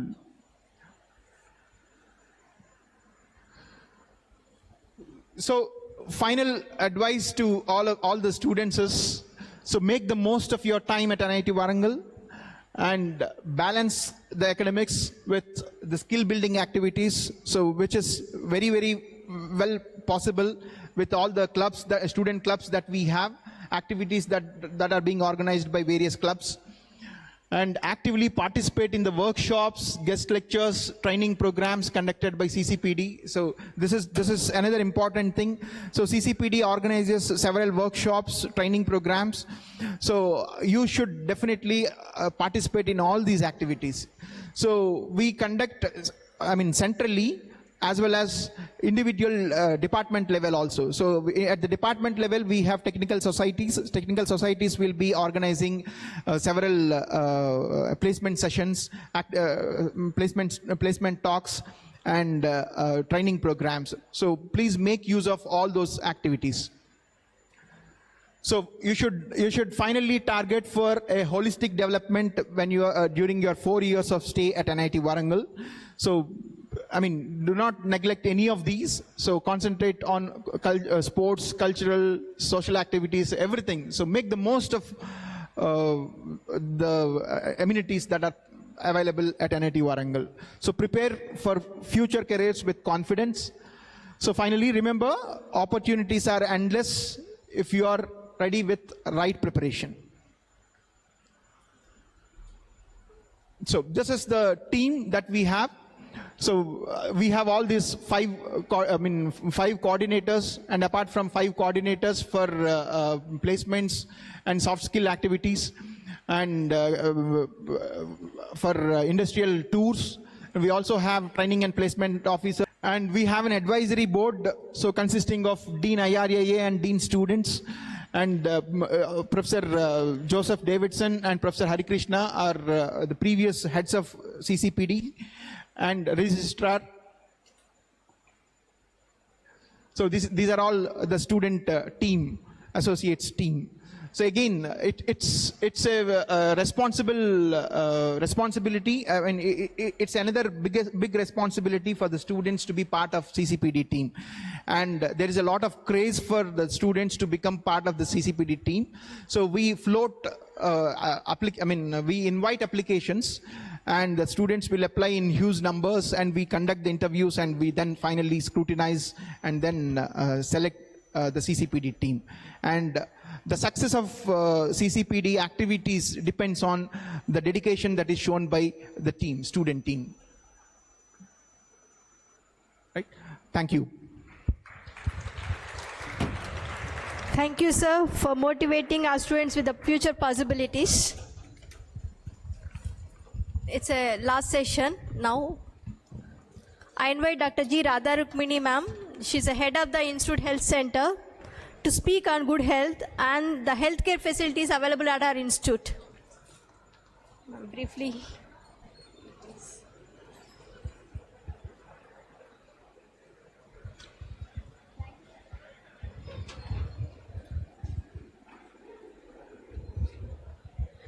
Good afternoon, dear students. I'm very sorry I'm between you and your lunch. I will try to finish as early as.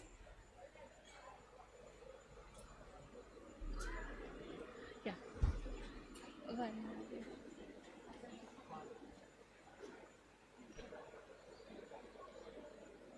Yeah. This is our new Institute Health Center, which is inaugurated last year only. That is a 10-bedded primary health center. We will give all the first aid care in this center, and if any other upper level related issues, we will refer to the concerned panel hospitals. Yeah. Compared to all NITs, our NIT Warangal healthcare system is very much advanced. We are having almost all the facilities. I'm going to brief you. We are having almost 6 doctors, 4 permanent and 2 contract doctors. This is myself and Dr. Karthik, Dr. Pradeep, Dr. Karthik, and Dr. Adita. One more vacant doctor position is there. We are trying to fill as early as. Yeah. We are having daily almost 1 or 2 consultant doctors which are coming from the outside, and these specialists will, we will update every day the available specialist timings from morning to evening. You can see in the website also, whenever there is any need, you can contact us directly. And we are having almost 25 people for the supporting staff, which will help for the smooth functioning of our health center. And we are having almost all the emergency equipments like emergency 12-lead monitors. We are having ECG and a well-equipped lab. In this lab, we will perform all the basic blood investigations. And whenever there is a rare investigations needed, we will try to send the students as well as the employees to the concerned M-panel diagnostics. And we are having a physiotherapy unit, which is working from morning to evening with almost 3 people in a shift wise. They will give all the basic physiotherapy requirement as a need.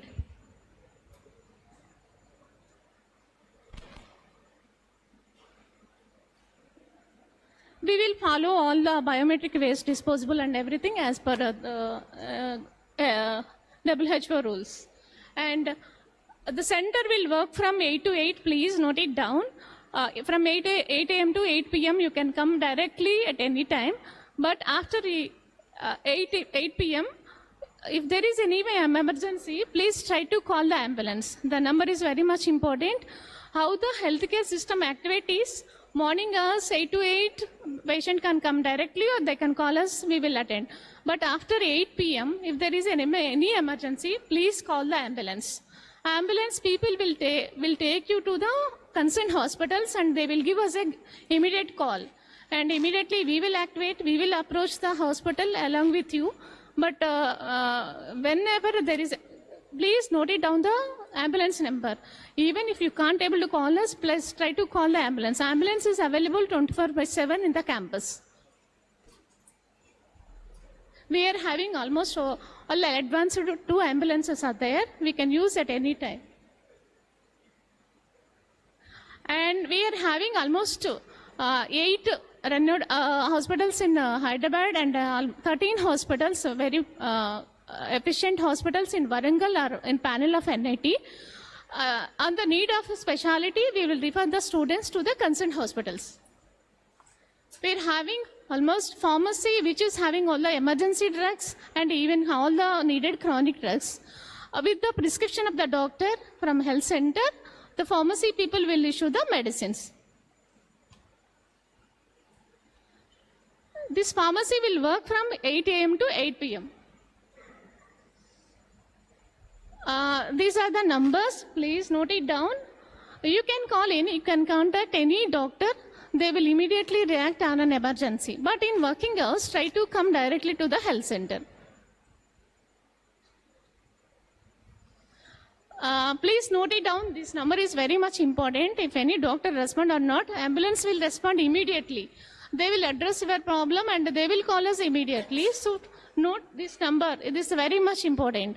Not only in night, in daytime also. If you are not able to come to health center, you can call the ambulance. Those people will take you to the hospital.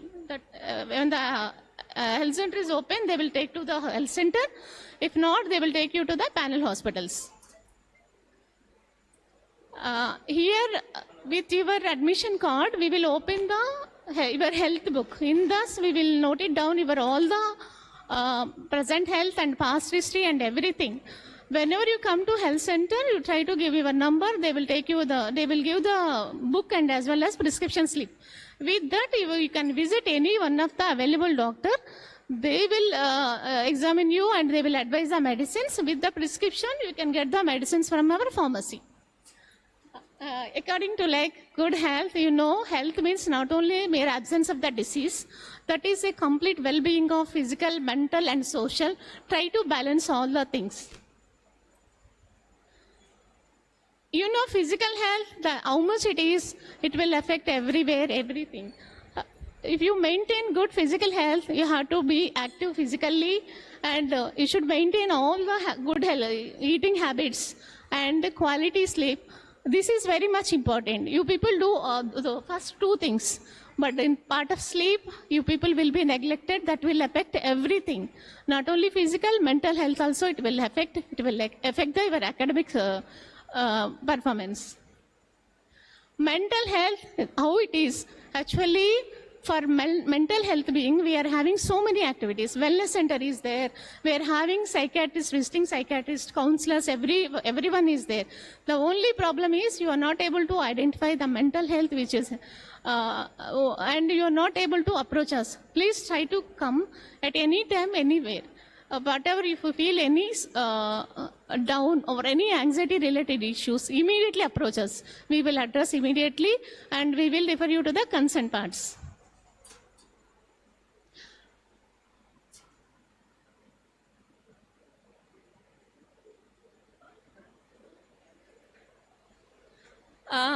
Yeah, I told you now, center is open all the working days from 8 a.m. to 8 p.m. And in holidays, we will work Saturday, Sunday, 9 a.m. to 1 p.m. and holidays 9:30 to 11:30. But don't worry, in case of emergency, don't see the working hours. You can call us immediately or you can contact the ambulance. Or you can go directly to the panel hospitals with your ID card. Hospital people will inform us about your health status and we will advise them to proceed for the admission. So don't neglect at any time, anywhere. Please try to take the services which is available here. Thank you. And wishing you all the best for your futures. Thank you.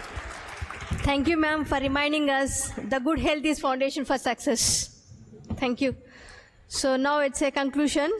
As we conclude today's program, I invite Professor Syed Ismail, Associate Dean UG Programs, to deliver the oath of thanks and to deliver some few instructions.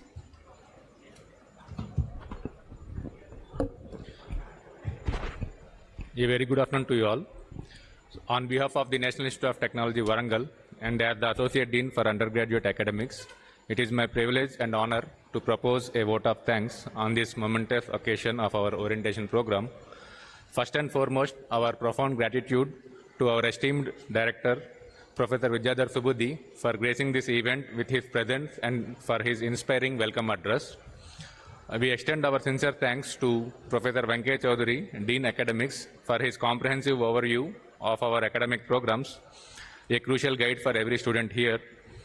Our heartfelt appreciation to all our speakers who took the time to illuminate various aspects of campus life, to Professor K. Kiran Kumar, Dean Student Welfare, for painting a vivid picture of the vibrant campus life that awaits outside the classrooms, to Professor P. Abdul Azim, Chief Warden, for assuring our students and parents about the supportive and homely environment of our hostels, to Professor P.V. Suresh, Head CCPD, for outlining the placement opportunities and bright future that lies ahead, to Professor P. Hariprasad Reddy, President, Student Activity Center, for introducing the dynamic world of student clubs where passions are pursued and talents are honed, to Professor G. Sivakumar, Professor in charge examinations, for clearly explaining the examination system, a key component of the academic journey, and to Dr. G. Radha Rukmini, Head Institute Health Center, for reminding us of the paramount importance of good health and the support system available on campus. We extend our heartfelt gratitude to Professor N.V. Uma Mahesh, Chairman Admissions, and Professor Sarath Babu, Coordinator of CCM and CCMT, and Professor Ram Reddy, Professor in charge of Admissions, for their invaluable guidance and unwavering support throughout the admission process. We also thank Professor D. Bhargavi, Associate Dean Academic PG, for efficiently coordinating the commencement of today's program. Our gratitude extends to every faculty member, staff, and the supporting teams, audiovisual crew, housekeeping staff, and security personnel whose work behind the scenes made this seamless event possible. As we draw the curtains on this first session, I once again extend a warm welcome to the class of 2025. We are thrilled to have you here and are committed to providing you with an environment where you can learn, innovate, and grow into the leaders of tomorrow. Thank you all once again for being a part of this orientation.